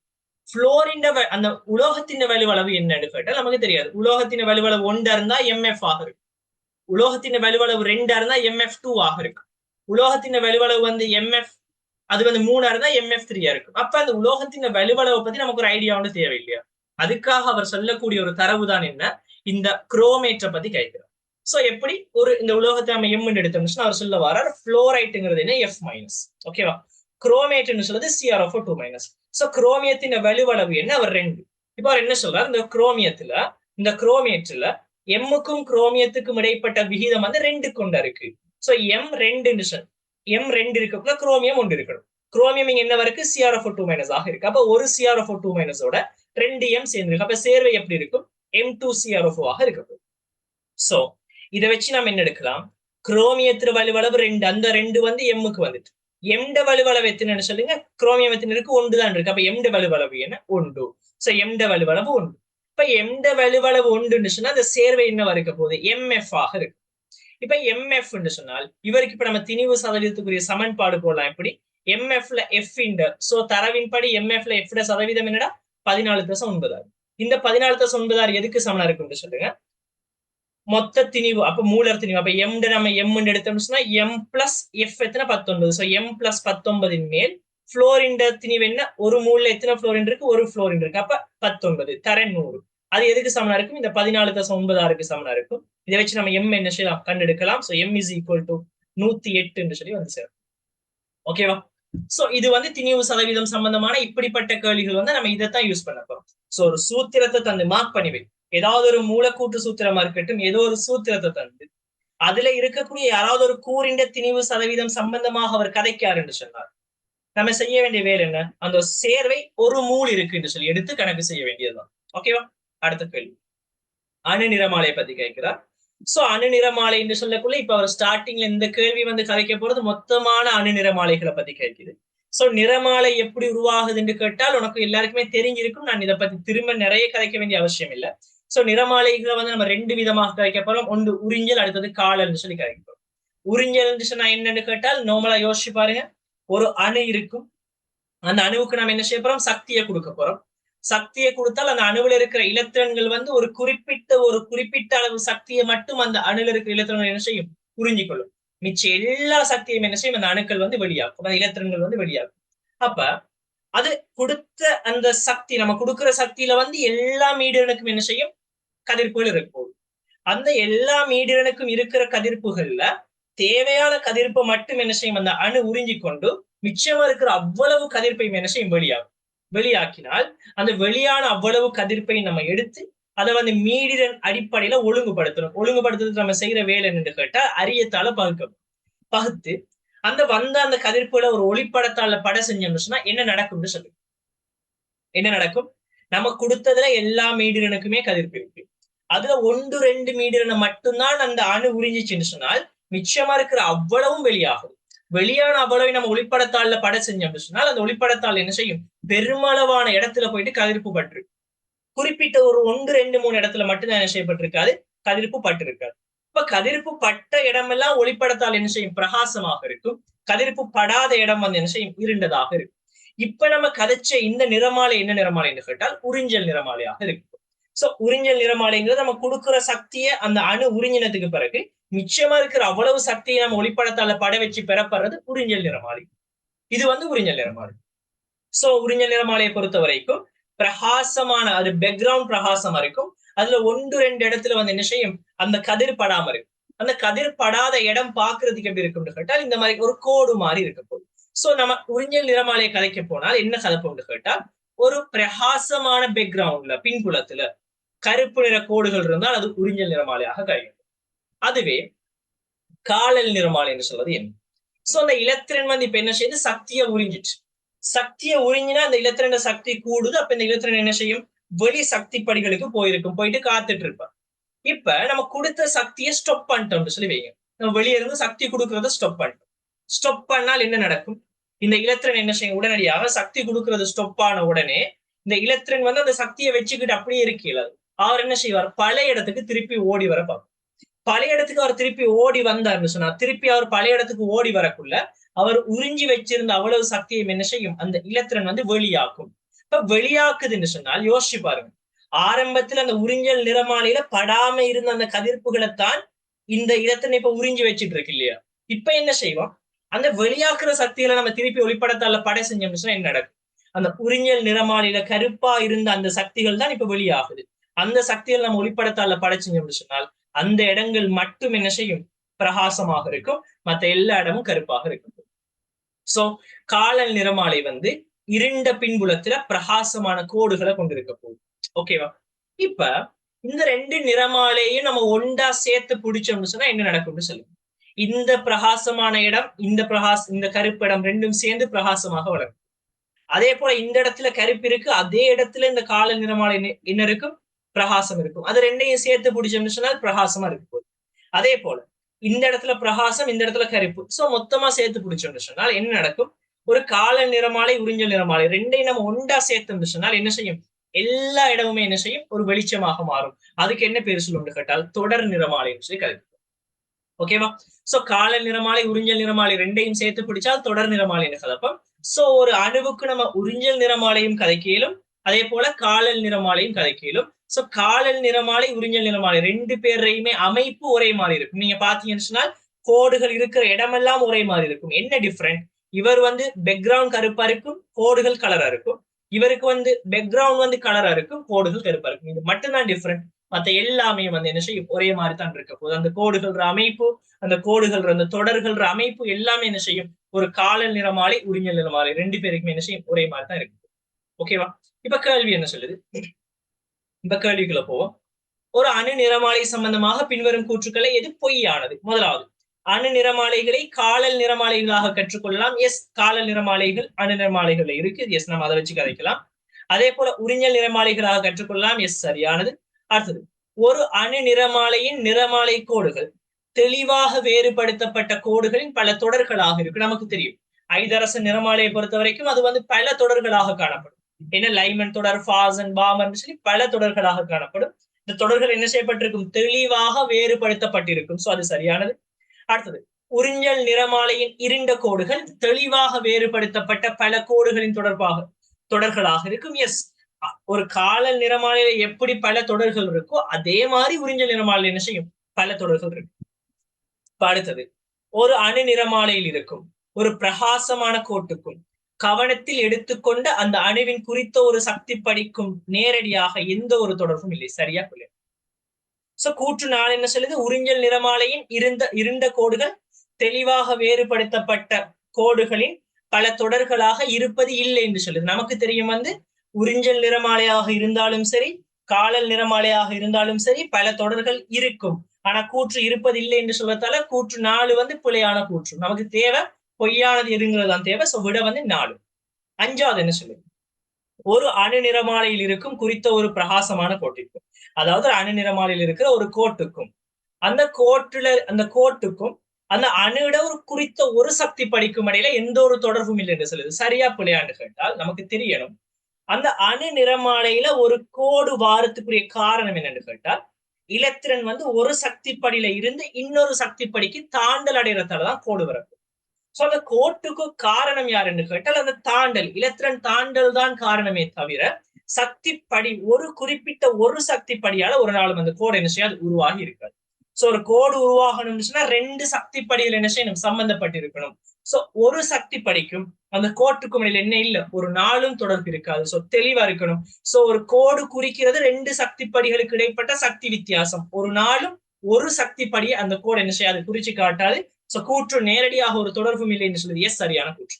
சோ விட வந்து 4வதாக இருக்கு. ஓகேவாடா? ஏதாவது குழப்பம் இருக்கா? அடுத்த கேள்வி.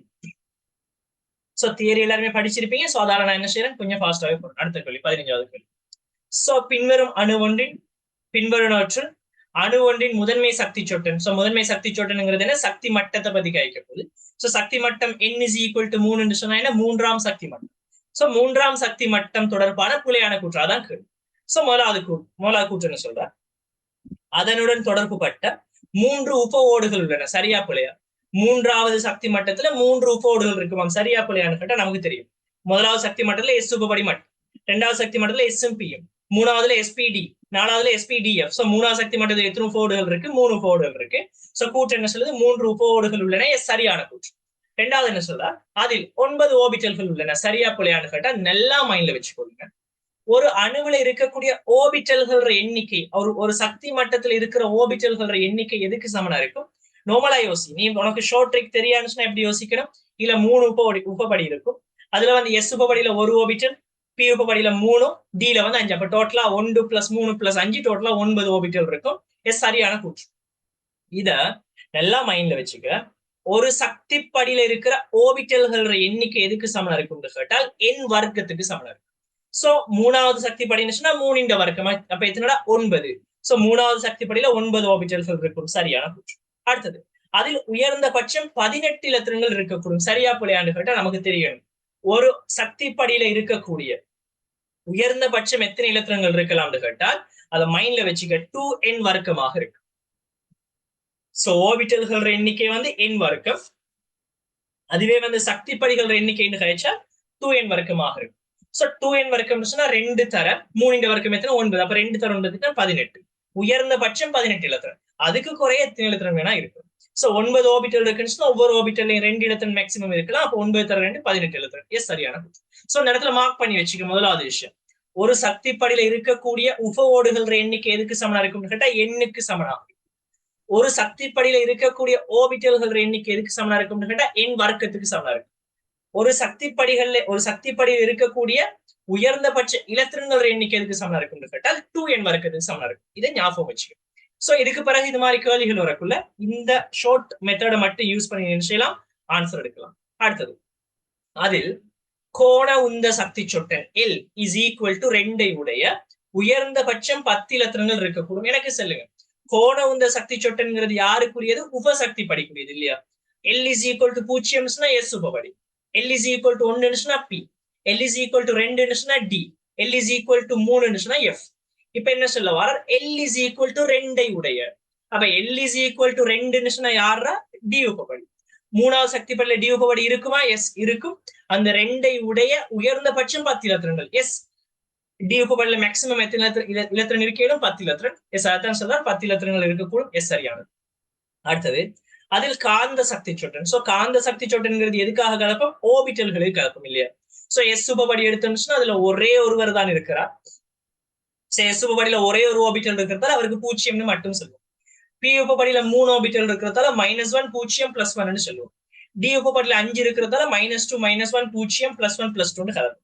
அதுவே எஃப்க்கு வந்தோம்னா -3 -2 -1 0 +1 +2 +3 சொல்லி 7 கலப்பம் இல்லையா?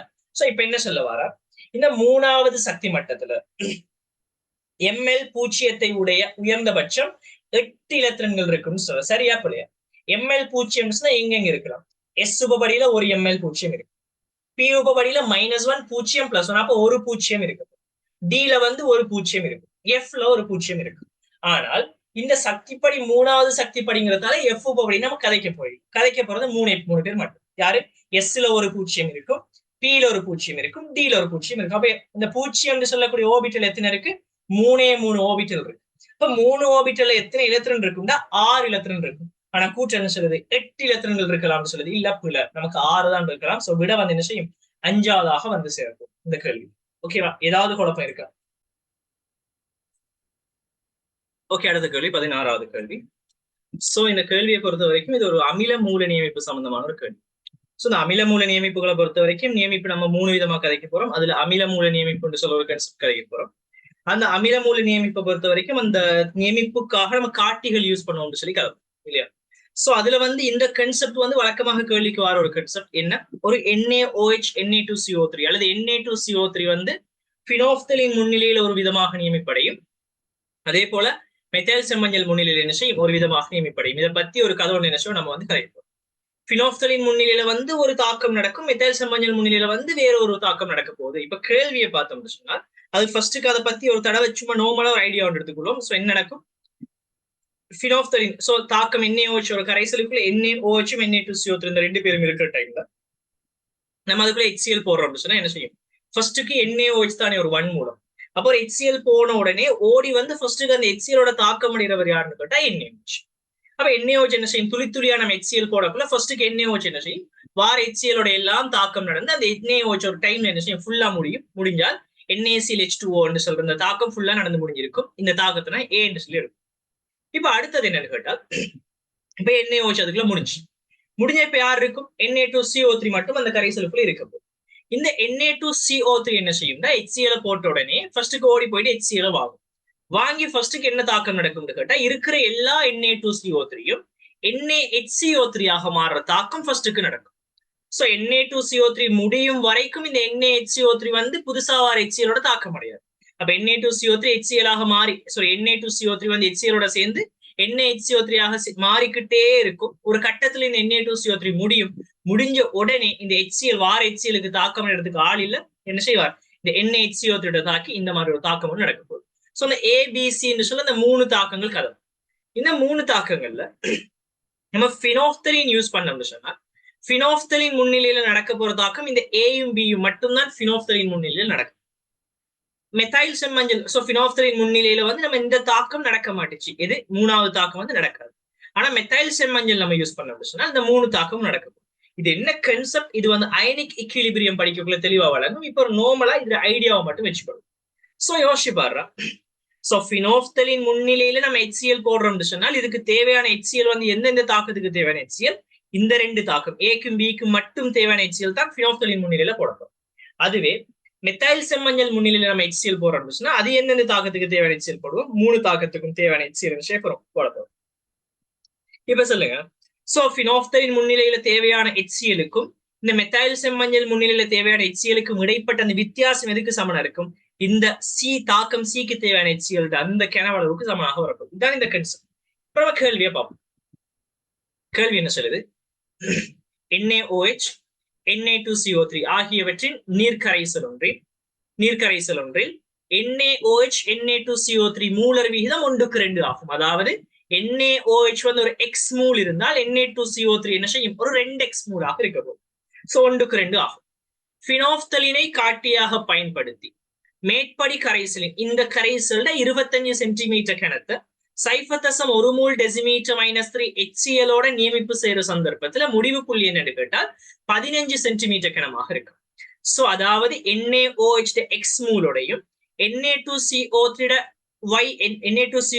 2X மூலோடையும் தாக்கமடைய தேவையான மொத்தமான HCl கனவளவு 15 மில்லி லிட்டர். எந்த டைம் பினாப்தலின் முன்னிலையில். அப்ப இது பினாப்தலின் முன்னிலைன்னா A B என்று சொல்ற 2 தாக்கம் மட்டும்தான் நடக்க போகுது. அதுக்கு 15 மில்லி லிட்டர் தேவை. இப்ப கேள்வி என்ன கேட்டா, நாங்க பினாப்தலின் இல்ல மெத்தைல் செம்மஞ்சளை காட்டியாக யூஸ் பண்ண போறோம். சோ மெத்தைல் செம்மஞ்சளை காட்டியாக யூஸ் பண்ணி இதே நியமிப்பா ஸ்டார்டிங்ல இருந்து ஃபுல்லா செஞ்சேன்னு சொன்னால் எனக்கு எவ்வளவு HCl தேவைப்படும்? அதான் கேள்வி. அப்ப எனக்கு எவ்வளவு HCl தேவைப்படும் சொன்னா அந்த HCl எக்ஸ்ட்ராவா எதுக்கு HCl தேவைப்படுது? தாக்கம் சிக்கு என்ன செய்வோம்? கொஞ்சம் HCl வந்து எக்ஸ்ட்ராவா தேவைப்படும். சோ அதை வச்சு நம்ம என்ன செய்ய போறோம்? அந்த கேள்வி செய்ய போறோம். எப்படி வரும்னா அந்த தாக்கம் தெரியும்.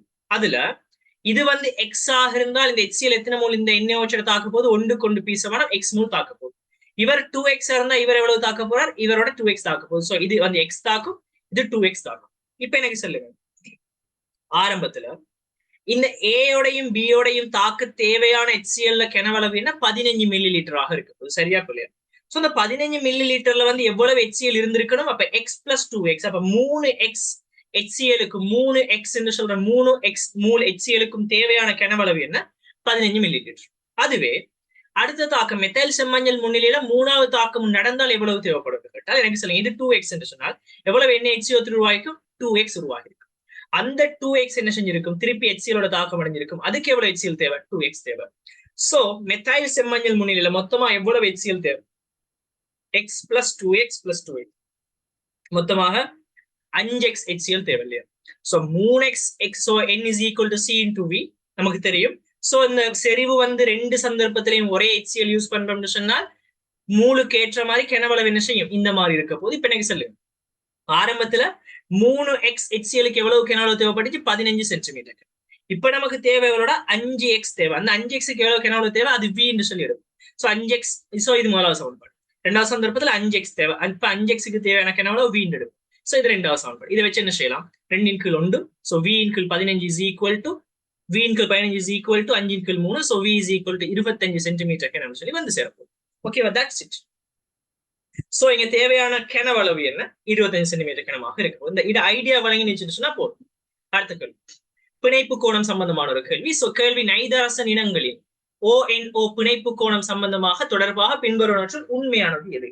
சோ பிணைப்பு கோணத்தை பொறுத்த வரைக்கும் நான் உனக்கு ஒரு ஓர்டர் சொல்லித்தரேன். ஃபர்ஸ்ட் அதை மைண்ட்ல வச்சுக்க. பிணைப்பு கோணம் நம்ம காண்றதாக இருந்தாலும் அது எப்படிப்பட்ட கேள்வியா இருந்தாலும் சரி, பிணைப்பு கோணம் காண்றதுன்னா நீ ஃபர்ஸ்ட்டுக்கு பார்க்க வேண்டியது அவர பிணைப்பு கோணம் தங்கக்கூடிய காரணிகள் வந்து ஃபர்ஸ்ட்டுக்கு பார்க்க வேண்டியது என்று கேட்டால் அவர் இலத்திரன் சோடி கேத்திர கணிதம்.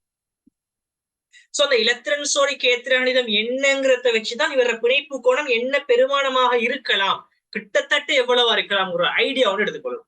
இப்போ உதாரணத்துக்கு அவர் இலத்திரன் சோடி கேத்திர கணிதம் நேர்கோடுன்னு சொன்னா பிணைப்பு கோணம் எவ்வளவா இருக்கலாம்? 180 இருக்கலாம், அல்லது அதை விட கொஞ்சம் குறையலாம், ஏதோ ஒரு சேஞ்ச் ஒன்று வரலாம். அதே போல பிணைப்பு கோணம் ஒரு தலை முக்கோணம் 120 இருக்கலாம், அல்லது இலத்திரன்களாக மாறும்னுச்சுன்னா அதை விட கொஞ்சம் குறைகிற வேணும்னு பார்க்கலாம். அதுக்கு அடுத்தது என்னன்னா நான்முகின்னுச்சுன்னா 109.5 நோட் பண்ணிடு. நேர்கோடுச்சுன்னா 180. அதே போல தலை முக்கோணம்னு சொன்னா 120, நான்முகின்னு சொன்னா 109.5. சோ இந்த மாதிரி நம்ம என்ன செய்ய போறோம்? இந்த பிணைப்பு கோணம் வந்து கரைக்கும்.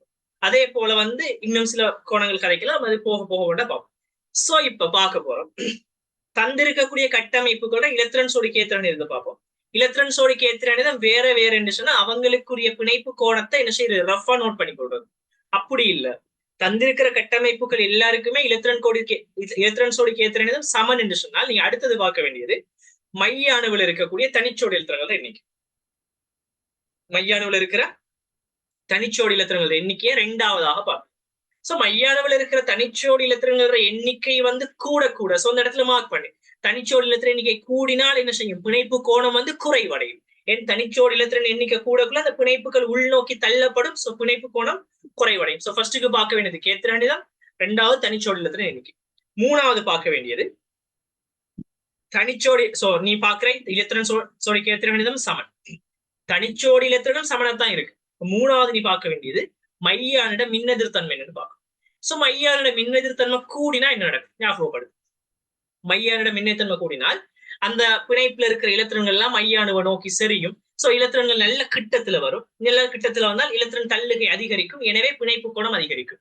சோ மையானுவின் மின்னெதிர்த்தன்மை அதிகரிச்சால் பிணைப்பு கோணம் என்ன செய்யும் அதிகரிக்கும். சோ மையானுவும் சமனாத்தான் இருக்குன்னு சொல்லி வச்சுக்க. இந்த மூணு பேருமே சமன். இப்ப நாலாவது நீ பார்க்க வேண்டியது வெளியானிட மின்னெதிர்த்தன்மை என்ன அதை பார்க்கணும்.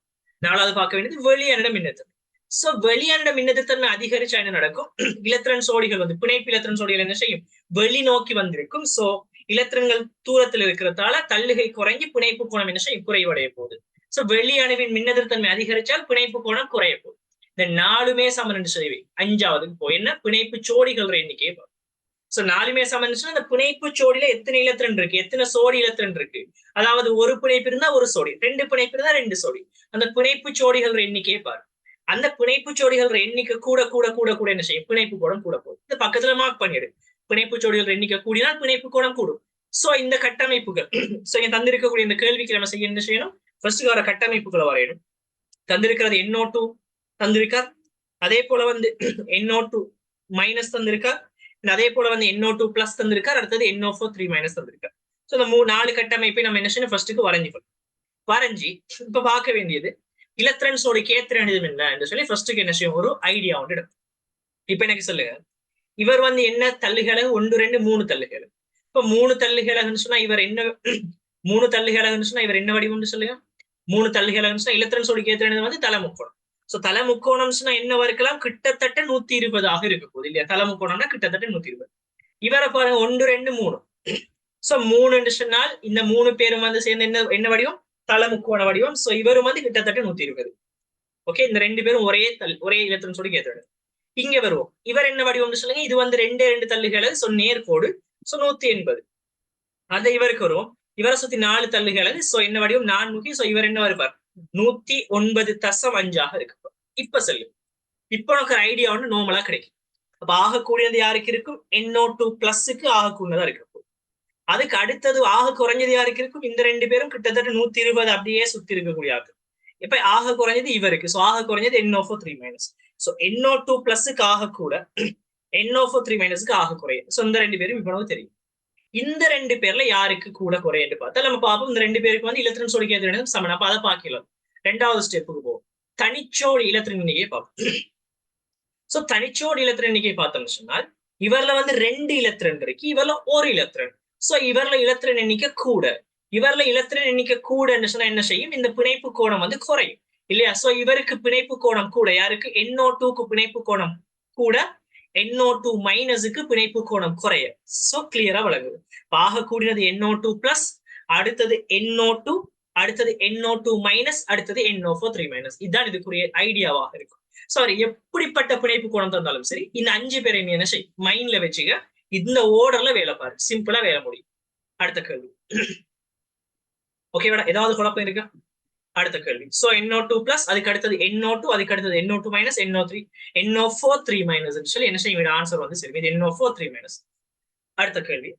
சோ இந்த கேள்வியை பொறுத்த வரைக்கும் ஒரு கிளப்பாக்கத்தையும் மேற்பொருந்தையும் சம்பந்தப்படுத்தி வரக்கூடிய கேள்வி. என்ன சொல்ல வர, இப்படி ஒரு கட்டமைப்பு பின்வரும் அட்டவணையின் எண் நிறை மூலக்கூறு SSF2வின் மத்திய S அணு தொடர்பாக சரியான தகவல்களை தரும்.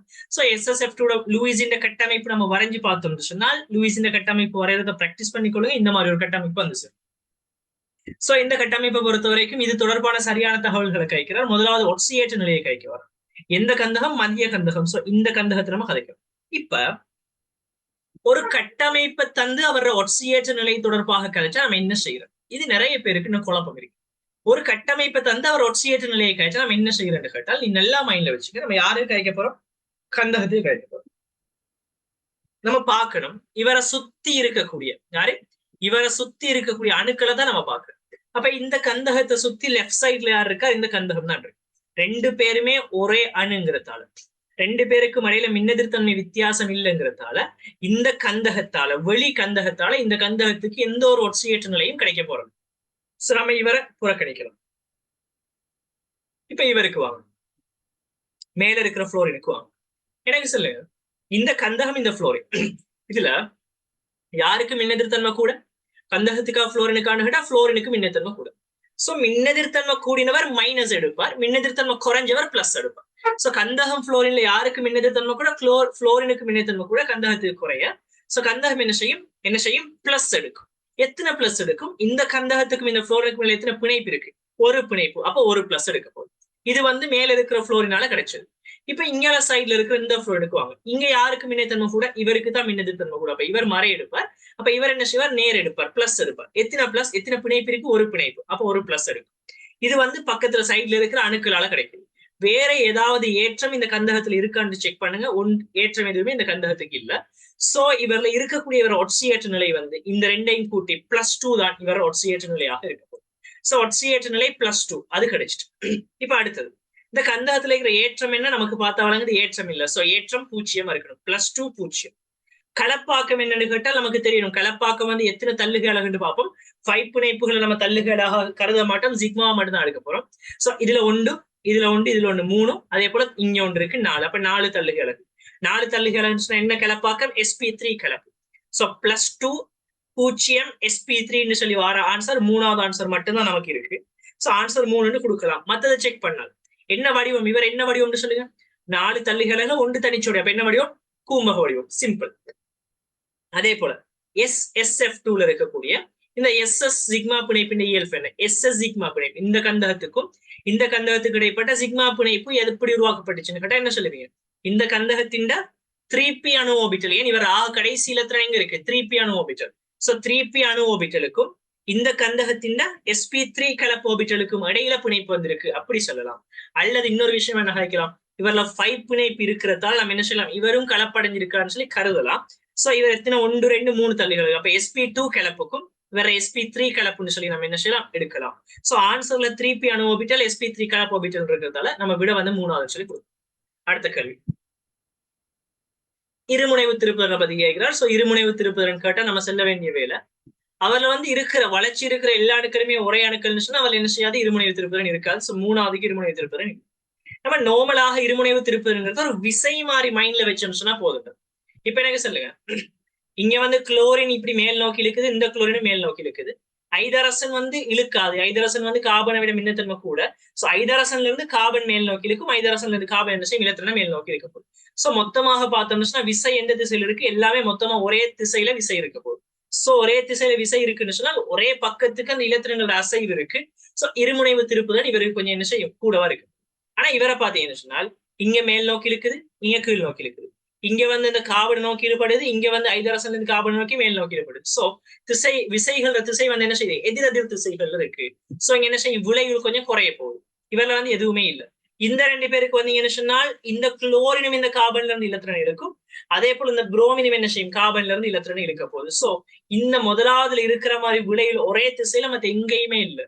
சோ இங்க விளைவில் யாரில் ஆகக்கூட? முதலாவதுல ஆகக்கூட. சோ இருமுனைவு திருப்புதல் முதலாவதுக்கு ஆகக்கூடவாக இருக்க போகுது. ஓகேவா? அடுத்த கேள்வி. சோ கரைசல்களை கலக்கிற கன்செப்ட். சோ இந்த கரைசல்களை கலக்கிறன்னு சொன்னா இந்த ஐதாக்கம் சம்பந்தமான விஷயம். அதே மாதிரி ஒரே விதமான கரைசல்களை 2 வேறுபட்ட செறிவுல அல்லது வேறுபட்ட கனவளவுல கலக்கிற விஷயத்த கொஞ்சம் ஒரு தடவை ரிவைஸ் பண்ணி பாருங்க. நான் இதை ஷார்ட்டா சொல்லி முடிக்கிறேன். நம்ம பார்க்க வேண்டியது என்னன்னு கேட்டால், நமக்கு தேவை ஃபைனலி செறிவு என்ன வரணும்? 0.05 சொல்லி வரணும். அப்படி வாரணுச்சுன்னா என்ன செய்யலாம்? அவர் ஒவ்வொன்றா சொல்றாரு. முதலாவது 0.5 மோல் டெசிமீட்டர் -3 HCl 50 சென்டிமீட்டர் கணத்து எடுத்து அதை 100 சென்டிமீட்டர் கணத்துக்கு மாத்துங்க. அதாவது ஒரு குறிப்பிட்ட ஒரு செறிவு எடுத்து அதோட கனவளவு 50 எடுத்து அதை 100ஆ மாத்துங்க. அதாவது கனவளவை நீங்க 2 மடங்காக்குங்க. எனக்கு சொல்லு, கனவளவை 2 மடங்காக்கினா இங்க நீர் சேர்த்து 2 மடங்காக்குறோம். சோ நீர் மட்டும் சேர்க்கக்குள்ள அதுக்கு நம்ம செல்லக்கூடிய சமன்பாடு என்னடா? C1V1 = C2V2. சோ இந்த நீரை சேர்க்கிறது என்ன? ஐதாக்கள் இல்லையா? சோ நீரை நம்ம எத்தனை மடங்கால சேர்க்கிறோம்? 2 மடங்காக்குறோம் நீர் கனவளவு. சோ கனவளவை நம்ம 2 மடங்காக்கினால் செறிவு என்ன செய்யும்? அரை மடங்காகும். சோ இப்ப இருக்கிற அந்த 0.5 என்னவாக மாறும்? 0.5/2. சோ 0.25 மாறும். நமக்கு தேவை 0.25 இல்ல, நமக்கு தேவை 0.5 சைஃபர் 5. ஸோ முதலாவது பொருந்தாது. ரெண்டாவது 0.03 HCl-ம் 0.02 HCl ரெண்டு பேரையும் சம கனவளவுகளை கலந்தா என்ன நடக்கும்? நல்லா மைண்ட்ல வச்சுக்க. ஒரே கரைசல் ரெண்டு வேற வேற செறிவுல கலக்கவும் நம்ம என்ன சமன்பாடு யூஸ் பண்ணுவோம்? C1V1 plus C2V2 is equal to C3V3 use பண்ணுவோம். அதுல உனக்கு தெரியணும் ஃபைனலி வரப்போற அந்த கரைசல் என்ன செய்யும் கேட்டா, ஃபைனலாக வரப்போற அந்த கரைசல் வந்து ரெண்டு செறிவுகளுக்கும் இடைப்பட்ட ஒரு செறிவாக இருக்க போகுது. சோ இங்க வார செறிவு எப்படி இருக்கும்? 0.03க்கும் 0.02க்கும் இடைப்பட்டதாக இருக்கும். இங்க ஒரு சம கனவளவு சொல்றதால ரெண்டுக்கும் சரியா மையத்துல வார 0.025 வரும். நமக்கு தேவை 0.05 தான் நமக்கு தேவை, 0.025 இல்ல. சோ விட ரெண்டாவது புள்ள. மூணாவது விட என்ன சொல்றா? 990 சென்டிமீட்டர் கிணம் காய்ச்சி வடித்த நீருடன் 10 சென்டிமீட்டர் கிணம் செறிந்த HCl 10 மூல் டெசிமீட்டர் -3 சேர்க்கிறதால என்ன நடக்கும்? என்ன சொல்ல வர? அந்த 10 m ஒரு குறிப்பிட்ட செறிவுடைய அந்த கரைசல்ல 10 சென்டிமீட்டர் கிணத்தை என்னவாக மாத்துறார்? ஃபைனலி 1000 மாற்றப்படும். சோ 100 மடங்கால ஐதாக்குறார். சோ 100 மடங்கால ஐதாக்கின என்ன செய்யும்? செறிவு 100 மடங்கால குறையும். சோ 10/100. சோ 10/100 சொன்னா 0.1 மூல் டெசிமீட்டர் -3 அதான் செறிவு வரப்போகுது. நமக்கு தேவை 0.05 தான் தேவை. அடுத்தது காய்ச்சி வடித்த நீரினால் 5 சென்டிமீட்டர் கிணம் 0.5 மூல் டெசிமீட்டர் -3 HCl கரைசலை 50 சென்டிமீட்டர் கிணத்துக்கு ஐதாக்கள் நீர் சேர்க்கிறார். சோ 10 மடங்கால கனவளவு கூட்டுறார். சோ செறிவு என்ன செய்யும்? 10 மடங்கால குறையும். சோ 0.5 வந்து 10ஆல குறையணும்னு சொன்னா 0.5 கீழ் 10. சோ 0.05 நமக்கு தேவையான செறிவு கிடைக்குது. சோ விட வந்து 4ஆக இருக்கு. அஞ்சாவது என்ன சொல்ல வர? 0.02 மூல் டெசிமீட்டர் -3 HCl கரைசலுடன் 0.1 மூல் டெசிமீட்டர் -3 HCl கரைசலை கலப்பதன் மூலம் நம்ம சேர்க்கலாம். பட் கனவளவு பத்தி எந்த விஷயமே அவர் தரலங்கிறதால நம்ம இதை வச்சு என்ன செய்யாது? ஆன்சரை வந்து கண்டுபிடிக்க இயலாது. ஓகேவா? ஏதாவது குழப்பம் இருக்கா? ஓகே, அடுத்த கேள்வி 21வது கேள்வி. சோ ABCD கூற்றுக்களே ஸ்டார்ட் ஆகுது இல்லையா? கேள்வியை பாருங்க. Calcium 2+ Z is equal to 20 அணுவெண் 20, Zn2+ அணுவெண் 30 ஆகிய அயன்கள் சம்பந்தமான பின்வரும் கூற்றுக்களில் எவை ஸ்லேஷ் எது உண்மையானவை ஸ்லேஷ் உண்மையான? சோ நமக்கு தெரியும் கால்சியம் 2+ எத்தனை இலத்திரன் இருக்கும்? எத்தனை இலத்திரன் இருக்க போது? 20. கால்சியம் 20 இலத்திரன். பட் 2+ சொன்னா 2 இலத்திரன் இழக்கப்படுது. அப்ப 18 இலத்திரன். Zn 30 இலத்திரன். பட் 2+ சொன்னா 2 இலத்திரன் இழக்கப்படுது, 28 இலத்திரன். இங்க ஒரு கற்றாயண்ட இலத்திரன் நிலை அமைப்பு எழுதுவதாக இருக்கு. சோ அந்த கேள்வி வந்து ஒரு கற்றாயண்ட இலத்திரன் நிலை அமைப்பு அடிப்படையாக வச்சு வரக்கூடிய ஒரு கேள்வி தான் இது. சோ நான் தெளிவாக ஒரு விஷயத்த மைண்ட்ல வச்சுக்கொள்ளுங்க. எங்கேயாவது ஒரு இடத்துல கற்றாயண்ட இலத்திரன் நிலையமைப்பு நம்ம எழுத வேண்டி தேவை உண்டு வருதுன்னு சொன்னால், கற்றாயண்ட இலத்திரன் நிலையமைப்பு நீ இப்ப நார்மலா எழுதுற மாதிரி எழுதிடாது. எப்படி உதாரணத்துக்கு யோசிச்சு பாருங்க. Zn வந்து 30 இலத்திரன் இருக்கணும், அதுல 2 போயிருக்கு, அப்ப 28 இலத்திரன். அப்ப 28 சொன்னா 28க்கு ஸ்டார்ட் பண்ணி எழுதுவோம். 1s2 2s2 2p6 3s2 3p6 4s2 எழுதினா 20. இப்ப மிச்சமான இன்னும் 2 இலத்திரன் மிச்சமான எவ்வளவு இருக்கு? 8 இலத்திரன். அப்ப 3d8. அப்படி என்ன செய்யலாம்? நம்ம இவருக்கு எழுத இயலாது. கற்றாயன்கிற இலத்திரன் நிலையமைப்பு எப்படி எழுதுவோம் கேட்டால், அவர அணுவுக்குரிய இலத்திரன் நிலையமைப்பு ஃபர்ஸ்ட் எழுதும். இப்ப கால்சியம் சொன்னால் அவர் அணுவுக்குரிய இலத்திரன் நிலையமைப்பு என்ன? 1s2 2s2 2p6 3s2 3p6 4s2 அதான் அணுவுக்குரிய இலத்திரன் நிலையம். அதுல இருந்து என்ன செய்யணும்? இலத்திரன் 2 இலத்திரனை கழிக்கணும். அந்த 2 இலத்திரன் எங்க இருந்து இல்லாம போகும்னு சொன்னா ஆக கடைசி சக்தி படியில இருந்து தான் அந்த 2 இலத்திரன் இல்லாம போகும். இப்ப சில கால்சியத்துல ஆக கடைசி சக்தி படி அது 1 2 3 4வது சக்தி படி. 4வது சக்தி படியில இருக்கிற கடைசி உபப்படியாரு 4s உபப்படி இருக்கு. அப்ப இந்த 2 இலத்திரனும் இல்லாம போகும். சோ 3p6 ஸ்டாப் ஆகும். அதுவே Zn2+ வந்தீங்கன்னா Zn 30, அப்ப 1s2 2s2 3d10 வரைக்கும் வரப்போகுது இலத்திரன் நிலை அமைப்பு. அதுல 2 இலத்திரன் இலக்கணும்னா இது நம்ம யார இழப்போம்? 3Dல இருந்து 2 இலத்திரன் இலக்க இயலுமா? இல்ல, தெளிவாக இருக்கணும். ஆக கடைசி சக்தி படி யாரு? 4வது சக்தி படி. அவர்ல இருந்து 2 இலத்திரன் இழக்கப்படும். அப்ப 4s2 இல்லாம போகும். சோ 3p6 3d10 என்று சொல்லி வரும். சோ இந்த கற்றாயன்கிற இலத்திரன் நிலை அமைப்பு எழுதக்குள்ள ஃபர்ஸ்டுக்கு அவரை அணு இலத்திரன் நிலை அமைப்பு எழுதி அதுல இருந்து 2 இலத்திரனை கழிக்கிற மாதிரி தான் நீங்க என்ன செய்யணும்? எழுதணும். அப்பதான் பிழைகள் இல்லாம நீங்க எழுதணும். இப்ப செக் பண்ணுங்க. இப்ப கேள்வியை பார்ப்போம். முதலாவது, இரு அயன்களும் ஆகவும் வெளியே உள்ள பி ஓட்டில் 6 இலத்திரன்களை தனித்தனியே கொண்டிருக்கும். சரியா பிள்ளையாண்டு செக் பண்ணுங்க. கால்சியத்துல ஆக கடைசியில் இருக்கிற பி ஓட்ல 6 இலத்திரன். சரி. அதே போல Znல இருக்கிற ஆக கடைசியில் இருக்கிற பி ஓட்ல 6 இலத்திரன். ஓகே, அப்ப சரி, 2 கூற்றுமே முதலாவது கூற்று சரி. என் 2 பேர்லயுமே 6 இலத்திரன் இருக்கு. சரி. அடுத்தது, இரு அயன்களும் ஆகவும் வெளியே உள்ள ஓட்டில் 18 இலத்திரன்களை தனித்தனியே கொண்டிருக்கும். கால்சியத்துல ஆக வெளியோட யாரு? 3வது சக்தி படி. இதுல எத்தனை இருக்கு? S2p6 8 இலத்திரன் மட்டும் தான் இருக்கு. ஆனா Znக்கு வரும் S2p6 D10. சோ டோட்டலா 18 இலத்திரன். சோ கால்சியம் 2+ல 8 இலத்திரன், Zn2+ல 18 இலத்திரன். சோ கூற்று என்ன சொல்லுது? 18 இலத்திரன் ரெண்டு பேர்லயும் இருக்குன்னு சொல்லுது. இல்ல, பிழையான கூற்று.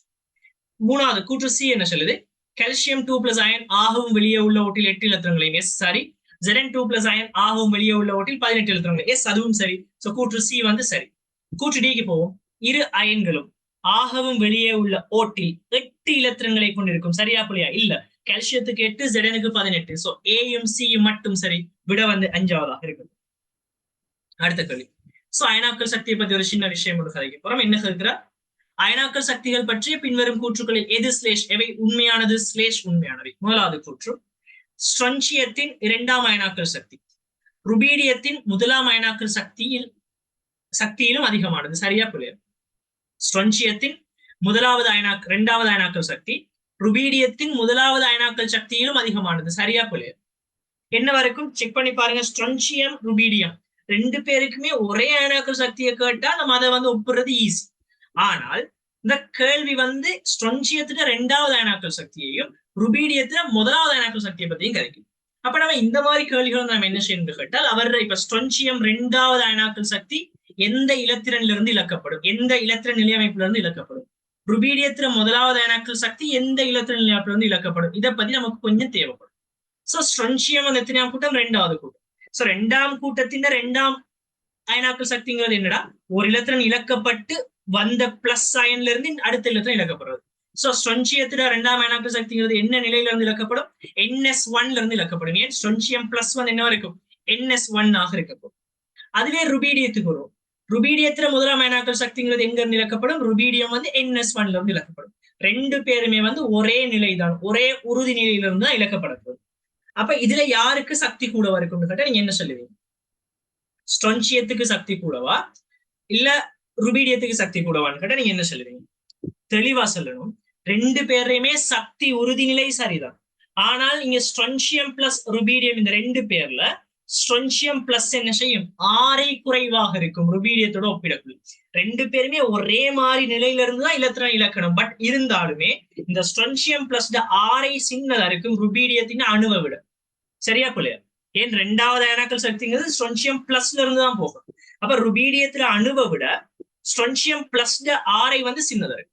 அப்ப 6 சின்னதா இருக்குன்னு சொன்னால் ஸ்ட்ரன்சியம் பிளஸ்க்கும் அந்த இலத்திரன் அந்த அவரோட கருவுக்கும் இலத்திரனுக்கும் இடையில என்ன செய்யும்? கவர்ச்சி அதிகமாக இருக்கும். சோ அந்த இலத்திரனை வந்து விடுவிக்கிறேன்னு சொன்னால் நம்ம என்ன செய்யணும்? நிறைய சக்தி வந்து கட்டாயம் கொடுத்தே ஆகணும். சோ ருபீடியத்தின் 1வது அயனாக்கல் சக்தியை விட ஸ்ட்ரன்சியத்தின் 2வது அயனாக்கல் சக்தி என்ன செய்யும்? அதிகமானதாக இருக்கும். கூட்டம் என்ன சொல்லுது? ஸ்ட்ரன்சியத்தின் 2வது அயனாக்கல் சக்தியானது ருபீடியத்தின் 1ஆம் அயனாக்கல் சக்தியிலும் அதிகமானது. எஸ், சரியானது. 2வது, ஆவர்த்தன அட்டவணையின் 4ஆம் ஆவர்த்தனத்தில் அடுத்தடுத்து வரும் மூலகங்களின் 1வது அயனாக்கல் சக்திகள் சிறப்பியல்பான குறுக்கு மறுக்கான மாறலை காட்டுவதில்லை. சரியா பிள்ளையான்னு கேட்டால் இந்த குறுக்கு மறுக்கான மாறல்ங்கிற கான்செப்ட் என்னன்னு கேட்டால் SP கோவை மூலகங்கள் எஸ்ஸும் பியும் மட்டும் நான் சொல்வது. அந்த மூலகங்களோட அயனாக்கல் சக்தி எப்படி இருக்கும்? இந்த ஜிக்ஸாக் வலையாக இருக்கும். சோ SP வந்து எல்லா ஆவர்த்தனத்தை எடுத்தாலும் SPக்கு என்ன செய்யும்? இந்த ஒரு ஜிக்ஸாக் வலை. இதுக்குதான் குறுக்கு மறுக்கான மாறல் சொல்லுவோம். ஜிக்ஸாக் வலை கிடைக்கும். சோ SP மட்டும் இருக்கிற ஆவர்த்தனம் கிடைச்சோம்னு சொன்னால் 2ஆம் ஆவர்த்தனம் 3ஆம் ஆவர்த்தனம் கிடைக்கிறது. ஆனால் 4ஆம் ஆவர்த்தனத்துக்கு நம்ம போனோம்னு சொன்னால் 4ஆம் ஆவர்த்தனத்துக்கு போனால் 4ஆம் ஆவர்த்தனத்துல என்ன செய்யுது? டி உபபடி மூலகங்கள், டி கோவை மூலகங்கள் ஸ்டார்ட் ஆகுது. சோ எஸ் கோவை பி கோவை மட்டும்தான் அந்த குறுக்கு மறுக்கான மாறல சரியா காட்டும். டி கோவை உருவாகுதுன்னு சொன்னால் டி கோவை என்ன செய்யும்? ஒரு இடத்துல வந்து இந்த குறுக்கு மறுக்கான மாறல வந்து இல்லாம செய்யும். இப்படி ஸ்டார்ட் ஆகி முதலாவது கூட்டம் என்ன செய்யும்? முதல் 2 கூட்டம் பொட்டாசியமும் கால்சியமும் இப்படி ஸ்டார்ட் ஆகி அதுக்கு பிறகு என்ன செய்யும்? அதுல இருக்கக்கூடிய டீகோய் மூலங்கள் வந்து ஒரு வேற விதமான ஒரு இந்த மாதிரி ஒரு மாறலுக்கு போயிட்டு அதுக்கு பிறகு வழக்கமான குறுக்கு மறுக்கான மாறல் என்ன செய்யும்? ஆரம்பிக்கும். சோ 4வது ஆவர்த்தனத்துல அந்த சிறப்பியல்பான அந்த ஸ்பெசிபிக்கான அந்த குறுக்கு மறுக்கான மாறல் என்ன செய்யாது? இருக்காது. என்ன காரணம்? அதுல டி ஆர்பிட்டல் டீகோய் மூலங்கள் வந்து இருக்கிறதால. சோ கூற்று பி வந்து சரி. குறுக்கு மறுக்கான மாறலை காட்டுவதிலே எஸ் சரியான கூற்று. கூற்று சிக்கு போகும். கூற்று சி என்ன சொல்லுது? ஆவர்த்தன அட்டவணையின் 2ஆம் ஆவர்த்தனத்தில் அடுத்து வரும் மூலகங்களின் 1ஆம் அயனாக்கல் சக்திகள் சிறப்பியல்பான குறுக்கு மறுக்கான மாறலை காட்டுவதில்லை. சரியா பிள்ளையான்னு கேட்டா இல்ல, பிள்ளை. ஏன்? 2ஆம் ஆவர்த்தனத்துல எஸ்ஸும் பியும் மட்டும்தான் இருக்கு. அப்ப அவர் என்ன செய்வார்? குறுக்கு மறுக்கான மாறல் அந்த ஜிக்ஸாக் வலையை வந்து தெளிவாக காட்டுவார். சோ அந்த கூற்று பிள்ளையான கூற்று. அடுத்தது, நைதரசனின் 5வது அயனாக்கல் சக்தி போரோனின் 4வது அயனாக்கல் சக்தியிலும் அதிகமானது. சரியா பிள்ளையா? வழக்கமான வேலை செய்வோம். நைதரசன் 5வது அயனாக்கல் சக்திங்கிறது யாரு?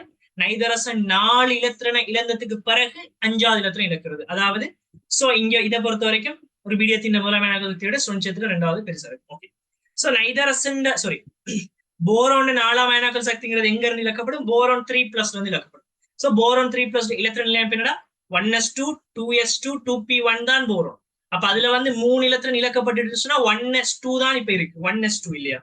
அந்த 1s2ல இருந்து தான் என்ன செய்யணும்? இந்த போரோண்ட அடுத்த இலத்திரன் இழக்கப்பட போகுது. இது வந்து 4ஆம் அயனாக்கல் சக்திக்கு வந்து போரோன் 1s2ல இருந்து தான் இழக்கப்பட போகுது. அதே போல நைதரசனுக்கு வந்து சொன்னால் நைதரசன் 5வது அயனாக்கல் சக்தி எங்க இருந்து இழக்கப்படும்? நைதரசன் N4+ இருந்து தான் 5வது இலத்திரன் இழக்கப்பட போகுது. சோ N4+ அவர்ல மொத்தமா 7 இலத்திரன். So 1s2 2s2 2p6 sorry 1s2 2s2 2p3 ஆக இருக்கும். அப்ப 4 இலத்திரன் இழக்கப்பட்ட எப்படி வந்திருக்கும்? 1s2 2s1 என்று சொல்லி இருக்க போகுது. சோ அந்த நைதரசன் 4+ எங்க இருந்து இலத்திரன் இழக்கும்? 1s2 2s1ல இருந்து இழக்கப்படும். இப்ப எனக்கு சொல்லுங்க, இதுல யாரு வந்து உறுதியான நிலை? யாருக்கு வந்து அதிக அளவு சக்தி தேவைப்படும்? இவர் வந்து உட்சக்தி படி இல்லையா? இவர் வந்து வெளியால இருக்கிற ஒரு சக்தி. அப்ப யாரு கிட்ட இருக்கார் கருவுக்கு? இவர் தான் கிட்ட இருக்கார். சோ போரோனுக்கு என்ன செய்யும்? அதிக அளவு சக்தி அயனாக்கத்துக்கு தேவைப்படும். சோ போரோன 4ஆம் அயனாக்கல் சக்தி என்ன செய்யும்? உயர்வாக இருக்கும். ஆனா கூற்று நைதரசன் 5 உயர்வு சொல்லி இலப்பொலியான கூற்று. சோ விட வந்து நைதரசனை விட போரோன் கூட வரணும். சோ ஏயும் பி மட்டும் சரி, விட 1ஆக இருக்கும். 23வது கேள்வி என்ன கேட்கிறார்? sp3 கலப்பாகத்தை பத்தி கேட்கிறார். சோ sp3 கலப்பாகத்தை கேட்டால் அவர் என்ன சொல்லுவார்? sp3 கலப்புடைய மூலக்கூறின் மைய அணுவை பற்றி பின்வரும் எக்கூற்றுகள் சரியானவை சரியானது. சோ sp3 கலப்பாகம் என்ன? அதுல 4 தள்ளிகளை இருக்கணும். சோ 4 தள்ளிகளை இருந்து சொன்னால் இப்ப முதலாவது கூற்றை பார்ப்போம். மூலக்கூறின் வடிவம் நான்முகியாக இருக்க வேண்டும். சரியா பிள்ளையா? நான் வந்து 4 தள்ளிகள் நான்முகியாக இருக்கலாம், சரி. ஆனால் வடிவம் நான்முகியாக மட்டும்தான் இருக்கணும்னு சொல்லி கட்டாயம் இருக்கா? இல்லதானே. 4 தள்ளிகள் இருந்தா நான்முகியா இருக்கலாம், அதே போல வந்து கூம்பகமா இருக்கலாம், அதே போல கோணமாக இருக்கலாம். சோ மூலக்கூறின் வடிவம் நான்முகியாகத்தான் இருக்கணும்னு சொன்னா புல. முதலாவது கூற்று ஏ புல. கூற்று பி என்ன சொல்லுது? மைய அணுவை சுற்றியுள்ள இலத்திரன் சோடிக்கு ஏத்திர கணிதம் நான்முகியாகும். எஸ், sp3 கலப்பு 4 தள்ளிகள் சொன்னால் இலத்திரன் சோடிக்கு ஏத்திர கணிதம் வந்து நான்முகி. எஸ், அது சரியாகும். மூணாவது, மூலக்கூறின் வடிவம் நான்முகி, கூம்பகம் அல்லது கோண வடிவமாக இருக்கலாம். எஸ், நம்ம ஏற்கனவே sp3 கலப்புன்னு சொன்னா வடிவம் என்ன செய்யலாம்? நான்முகியா இருக்கலாம், கூம்பகமா இருக்கலாம், அல்லது கோணமாக என்ன வடிவமாக இருக்கலாம். சோ பியும் சியும் இப்போதைக்கு சரி. கூற்று டி சரியா போலையான்னு கேட்டா கூற்று டி என்ன சொல்லுது? பிணைப்பு கோணம் 109 பாகை ஆகவோ. சோ நமக்கு தெரியும் வந்து ஒரு sp3 கலப்பு நான்முகி வடிவம் மேக்சிமம் பிணைப்பு கோணம் என்ன? 109.5. அதை விட கூடுமான்னு கேட்டா இல்ல, அதை விட கூடாது. பிணைப்புகளுக்கு பதிலாக இலத்திரன் வந்து அதை விட குறையும். இப்ப என்ன சொல்லுது? பிணைப்பு கோணம் 180 பாகையாகவோ அல்லது அதிகமாகவோ இருக்க வேண்டும். அப்படியான்னு சொல்லுங்க. இல்ல 109 இருக்கலாம், அல்லது அதை விட குறைவா தான் இருக்கலாம், அதோட கூட இயலாது. அதிகமாகவோ இருக்க வேண்டும் சொன்னா புல, குறைவாக இருக்க வேண்டும். சோ பிஎம்சி மட்டும் சரி, விட வந்து 2வதாக இருக்கு.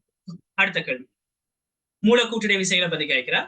சோ இந்த கட்டமைப்புல CH3 CH2 Cl காணப்படும் துணை இடையீர்ப்பு விசை யாரு? நம்ம பார்த்த உடனே சொல்லலாம் இந்த CH3 CH2 Cl ஒரு முனைவுடைய ஒரு மூலக்கூறு. சோ இவருக்கு முனைவு இருக்குன்னு சொன்னால் இருமுனை விருமுனை விடையீர்ப்பு இருக்கும். ஐதரசன் பிணைப்பு இருக்குமான்னு கேட்டா இருக்காது. ஏன்? இவர்ல வந்து டைரக்டாக ஐதரசன் ஆக்சிஜன்லயோ புளோரின்லயோ நைதரசன்லயோ இணைய இல்லை. சோ இவர்ல ஐதரசன் பிணைப்பு இல்ல. அப்ப இவர்ல இருக்க போறது இருமுனை விருமுனை விடையீர்ப்பு மட்டும்தான் இருக்க போகுது. அதே போல இதுக்கு மேலதிகமாக வழக்கமா எல்லாருலயுமே இருக்கிற ஒரு கவர்ச்சியாரு லண்டன் விசை. சோ ஐதரசன் பிணைப்பு இருக்குமா? இல்ல, இருக்காது. லண்டன் விசை இருக்குமா? எஸ், இருக்கும். இருமுனை விருமுனைவு கவர்ச்சி இருக்குமா? எஸ், இருக்கும். பங்கீட்டு வலுப்பிணைப்பு இந்த மூலக்கூறுல இருக்குமான்னு கேட்டா எஸ், இருக்கும். பட் கேள்வி என்னடா? துணை இடையீர்ப்பு விசைதான் கேள்வி. பங்கீட்டு வலுப்பிணைப்பு துணை இடையீர்ப்பு விசையான்னு சொல்லி இல்ல, அது ஒரு முதன்மையான இடையீர்ப்பு விசை.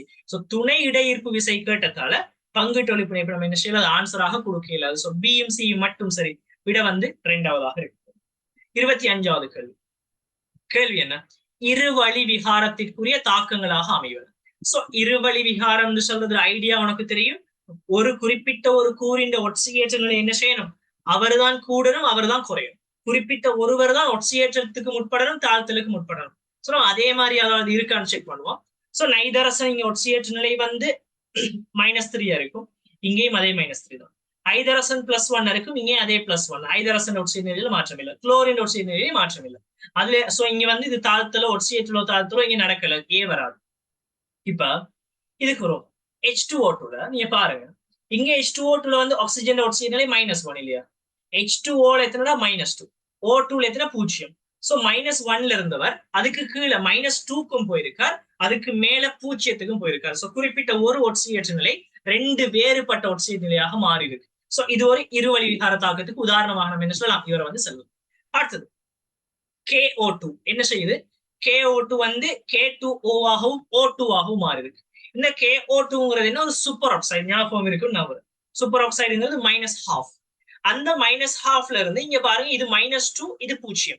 சோ -12ல இருந்து அதை விட குறைஞ்ச -2க்கும் போயிருக்கார், அதை விட கூடின 0க்கும் போயிருக்கார். சோ இது என்ன, இது ஒரு இருவழி விகார தாக்கமாக நம்ம கதைக்கலாம். அடுத்தது சோ பியும் இருவழி விகாரம், சியும் இருவழி விகாரம். கூற்று டிக்கு போவோம். கால்சியம் கார்பனேட் என்ன செய்யுது, கால்சியம் ஆக்சைடாகவும் CO2 ஆகவும் மாறுது. கால்சியத்தின் ஒட்சியல் இங்கேயும் +2 தான், இங்கேயும் +2 தான். கார்பன் இங்க +4 தான், இங்கேயும் +4 தான். ஆக்சிஜன் இங்க -2, இங்க ரெண்டு இடத்துலயும் -2 தான். சோ இங்க யார் ஒட்சியலையும் மாறல. சோ பியும் சியும் மட்டும் சரி. விட வந்து என்ன செய்யும், இரண்டாவது விடையாக வந்து சேரும். ஏதாவது குழப்பம் இருக்கலாம், ஏதாவது குழப்பம் இருக்கா, தெளிவாக விளங்கியிருக்கும் சொல்லி நம்புறேன். அடுத்தது சோ முதலாம் இரண்டாம் கூற்று கேள்வி. சோ முதலாவது கூற்று என்ன சொல்லுது, ஐதரசு நிறமாலை பற்றின ஒரு விஷயம். ஐதரசன் அணுவினது திருஷ்யத்தின் ஒரு தொடரினது, ஒவ்வொரு தொடரினதும் பின்னடும் கோடுகள். சோ பின்னடும் கோடுங்கிறது என்ன, அடுத்தடுத்த கோடுகள் இரண்டுக்கு இடையிலான மீடிரன் வீச்சானது திருசிய கோடுகளின் மீடிரன் அதிகரிக்கும் பொழுது விரைவாக குறைவடைகிறது.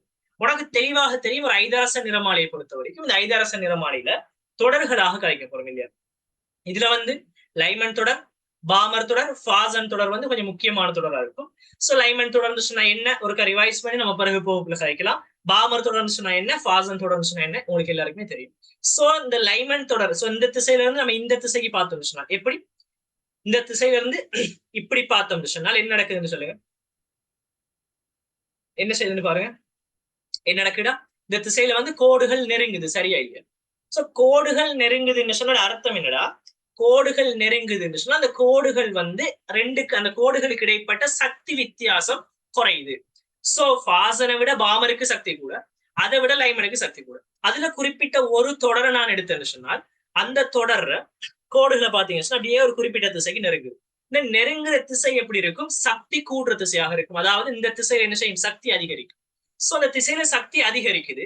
சோ சக்தி அதிகரிக்குதுன்னு சொன்னா மீடிரன் அதிகரிக்கும். சோ அதே போல லெம்டா என்ன செய்யும், அலைநீளம் குறைவடையும். இந்த திசையில அலைநீளம் குறைவடையும். ஆனால் வித்தியாசங்களை கழிச்சு சொன்னால் இந்த வித்தியாசங்கள் இடைவெளிகளை பாத்தீங்கன்னா அப்படியே குறைஞ்சிக்கிட்டு போகுது. என்ன காரணம், இதுக்கு இடைப்பட்ட சக்தி வித்தியாசம், அந்த கோடுகளுக்கு இடைப்பட்ட சக்தி வித்தியாசம் என்ன செய்யும் கேட்டா குறைஞ்சிட்டு போகுது.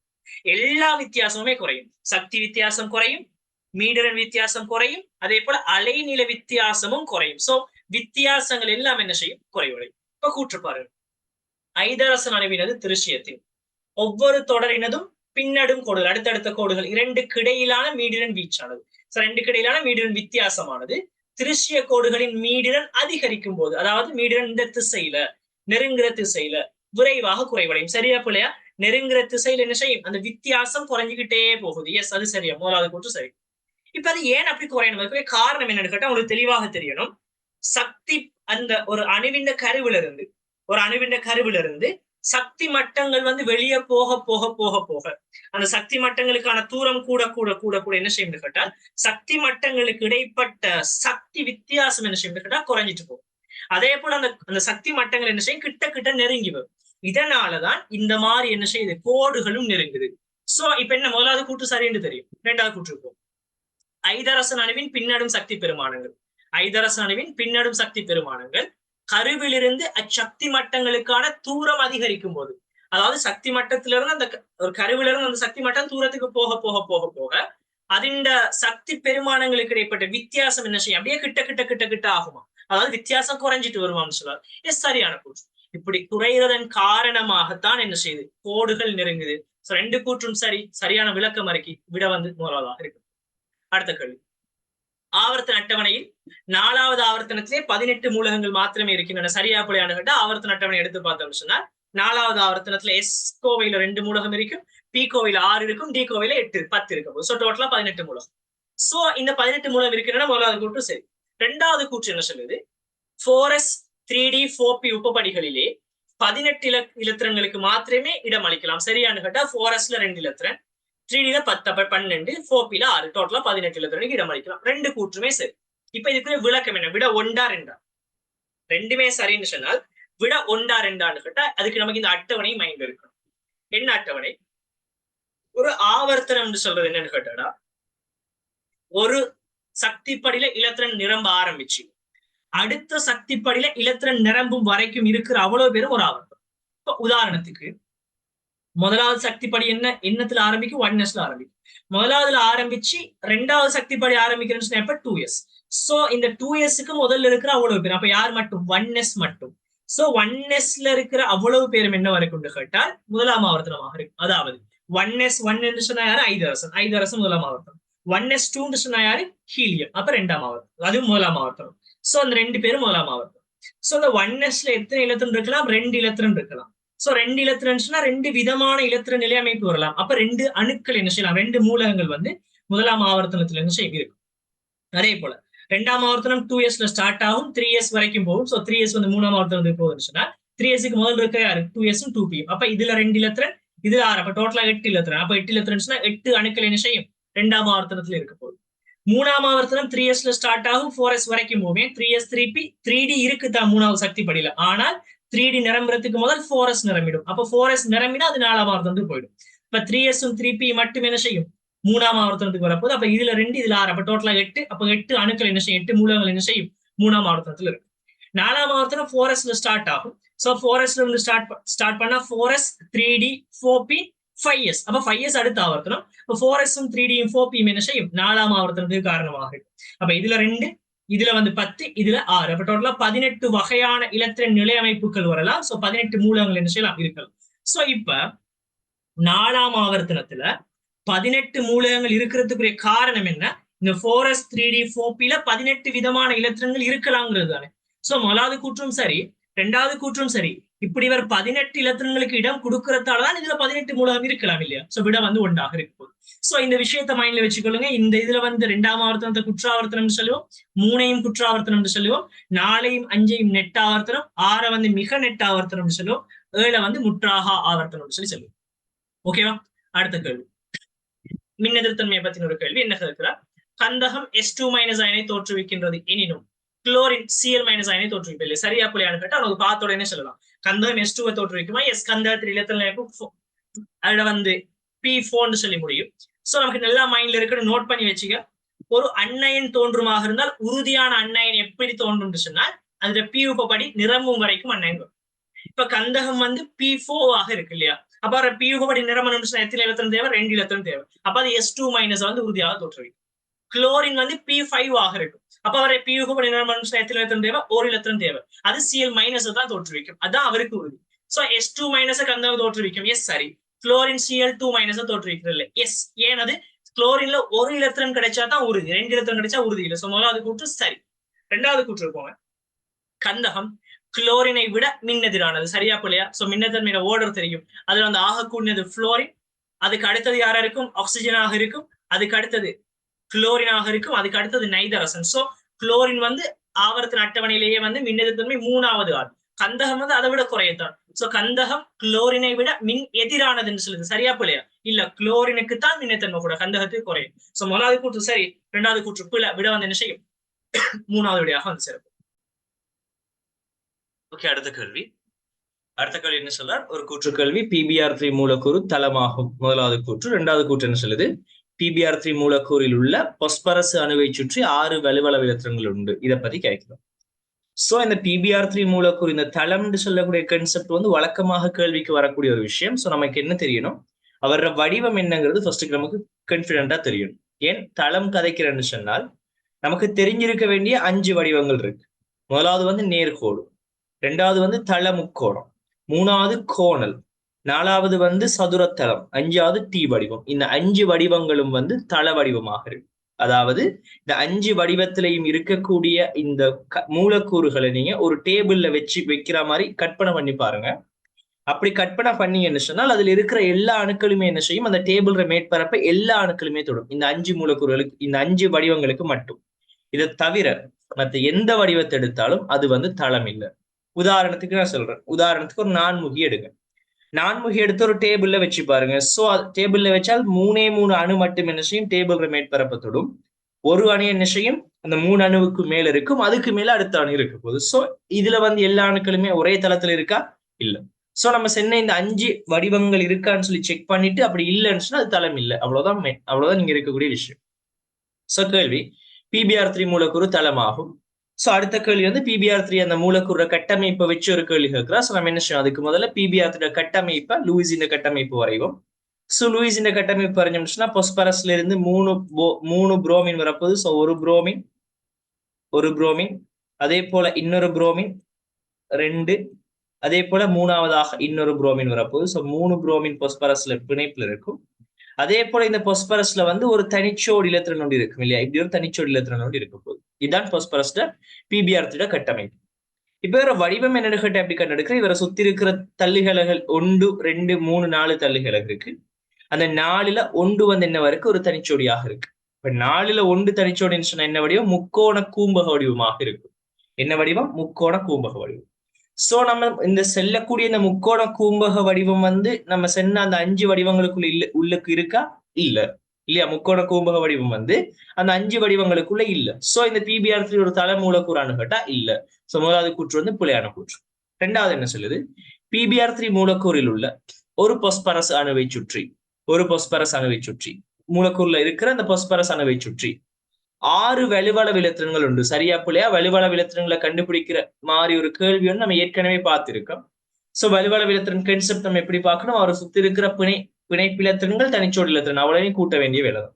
சோ இங்க 2 இலத்திரன், இந்த பிணைப்புல 2 இலத்திரன், இந்த பிணைப்புல எத்தனை இலத்திரன், 2 இலத்திரன். சோ டோட்டலா எத்தனை இலத்திரன் இருக்கு, 3 இலத்திரன். சாரி 3 சோடி, அப்ப 6 இலத்திரன். அதுக்கு கூட இங்க ஒரு தனிச்சோடு இருக்கு. சோ டோட்டலா எத்தனை இலத்திரன் இருக்கும், 8 இலத்திரன் வந்து இங்க வலுவளவில் இருக்க போது. ஆனால் இவர் வந்து 6 வலுவளவு இலத்திரன் என்று சொல்றார். சோ கூற்று வந்து என்ன செய்யும், பிழையான கூற்றாக இருக்கும். சோ 2 கூற்றுமே பிழைங்கிறதால விட வந்து என்ன செய்யும், 5வது விடையாக வந்து சேரப்போகுது. ஏதாவது குழப்பம் இருக்கா? சோ இந்த பேப்பரின் கடைசி கேள்வி 30வது கேள்வி எதை பத்தி கதைக்குதுன்னு கேட்டால், ஒரு பங்கீட்டு வலு சேர்வைகளோட கரைதிறனை பத்தி தான் இந்த 30வது கேள்வி இங்க கதைக்குது. சோ பங்கீட்டு வலு சேர்வைகளோட கரைதிறனை வச்சு என்ன சொல்றார், குளுக்கோஸ் நீரில் கரையும் அதே வேளை கொலஸ்ட்ரால் நீரில் கரையாது. சரியா பிள்ளையா? நம்ம யோசிக்கலாம், குளுக்கோஸ் என்ன செய்யும், நீர்ல தெளிவாக கரையும். ஆனா கொலஸ்ட்ரால் உண்மையா கரையாது. ஏன், கொலஸ்ட்ரால் ஒரு லிப்பிட்டுகள் நீர்ல கரைகிறது இல்லை. பட் குளுக்கோஸ் என்ன செய்யும், நீர்ல சாதாரணமாக கரையும். சோ இதுக்கு காரணம் என்ன, குளுக்கோஸ் நீர்ல கரையுது, கொலஸ்ட்ரால் கரையல் என்று சொன்னா அதுக்குரிய காரணம் என்ன? இதெல்லாம் என்ன, ஒரு பங்கீட்டு வலு சேர்வைகள் இல்லையா? இந்த பங்கீட்டு வலு சேர்வைகளோட கரைதிறன் எதுல தங்கி இருக்கும்னு கேட்டால், இந்த பங்கீட்டு வலு சேர்வைகள் வந்து இந்த கரைப்பானோட ஆக்கப்போற அந்த கவர்ச்சியில வந்து என்ன செய்யும், அந்த பங்கீட்டு வலு சேர்வைகளோட கரைதிறன் வந்து தங்கி இருக்க போகுது. சோ இப்ப ஒரு நீர்ல ஒரு பதார்த்தம் கரையணும்னு சொன்னா, ஒரு பங்கீட்டு வலு சேர்வை நீர்ல நல்லா கரையணும்னு சொன்னால் அதுக்கு என்ன செய்யணும்னு கேட்டால், அந்த கரையம் வந்து நீர் வந்து கரைப்பானா இருந்தால் அந்த கரையம் என்ன செய்யணும்னு கேட்டால், அந்த நீரோட வலிமையான ஐதரசன் பிணைப்புகளை உருவாக்கும். போதுமான அளவு ஐதரசன் பிணைப்புகளை உருவாக்கும் சொன்னால் அந்த கூறு என்ன செய்யும், அந்த நீர்ல வந்து கரையும். இப்ப குளுக்கோஸ் நீர்ல கரையுது, கொலஸ்ட்ரால் கரையாது. முதலாவது கூற்று சரி. ரெண்டாவது கூற்று சரியா பிள்ளையான்னு செக் பண்ணுங்க. கொலஸ்ட்ரால் நீருடன் ஐதரசன் பிணைப்புகளை உருவாக்க மாட்டாது. சரியா பிள்ளையான்னு கேட்டால், நமக்கு தெரியும் கொலஸ்ட்ரால் வந்து ஐதரசன் பிணைப்புகளை உருவாக்காதான்னு கேட்டால் இல்ல, உருவாக்கும். ஏன், கொலஸ்ட்ராலோட கட்டமைப்பு அது ஒரு லிப்பிட். உனக்கு கட்டமைப்பு தெரியலன்னு சொன்னாலும் மைண்ட்ல நார்மலா வச்சுக்க, கொலஸ்ட்ரால் ஒரு லிப்பிட். சோ பிரதானமாக உடம்புல இருக்கிற எல்லா ஒரு உயிர் ரசாயன சேர்வைகள் எல்லாத்திலையுமே வந்து பிரதானமாக OH கூட்டங்கள் இருக்கும். சோ கொலஸ்ட்ராலா இருந்தாலும் அதுல என்ன செய்யும், OH கூட்டம் இருக்க போகுது. சோ OH கூட்டம் இருந்தா என்ன செய்யும், நீரோட ஐதரசன் பிணைப்பு உருவாக்கும். சோ கொலஸ்ட்ரால் என்ன செய்யும், நீரோட ஐதரசன் பிணைப்பு உருவாக்கும். சோ குளுக்கோஸும் நீரோட ஐதரசன் பிணைப்பு உருவாக்கும், கொலஸ்ட்ராலும் என்ன செய்யும், நீரோட ஐதரசன் பிணைப்பு உருவாக்கும். ஆனாலும் கொலஸ்ட்ரால் கரையாது. என்ன காரணம்? அது என்ன காரணம்னு கேட்டால், கொலஸ்ட்ரால் கட்டமைப்பு, கொலஸ்ட்ரால் மூலக்கூறு வந்து ஆக நல்ல பெரிய ஒரு கட்டமைப்பு. அவ்வளவு நல்ல ஒரு பெரிய கட்டமைப்புல இருக்க போற அந்த OH கூட்டங்கள் எண்ணிக்கை வந்து நல்ல குறைவா இருக்கும். சோ நல்ல பெரிய கட்டமைப்பு இருக்குன்னு சொன்னா நிறைய ஐதரசன் பிணைப்பு ஆக்கினா தான் அதை கரைக்கலாம் இல்லையா? ஆனா கொலஸ்ட்ரால் ஒரு பெரிய ஒரு கட்டமைப்பா இருந்தாலும் அதுல இருக்கிற OH பிணைப்புகள், OH கூட்டங்கள் எண்ணிக்கை குறைவுங்கிறதால அவர் உருவாக்குற ஐதரசன் பிணைப்புகள் எண்ணிக்கை என்ன செய்யும், குறைவாக இருக்கும். சோ போதுமான அளவு ஐதரசன் பிணைப்புகள் என்ன செய்யாது, உருவாகாது. சோ அதால வந்து நீர்ல வந்து கரையாது. ஆனா ஐதரசன் பிணைப்புகளை உருவாக்கவே மாட்டிச்சுன்னு சொன்னா சரியா, இல்ல, உருவாக்கும். ஆனா போதுமான அளவு இல்லை.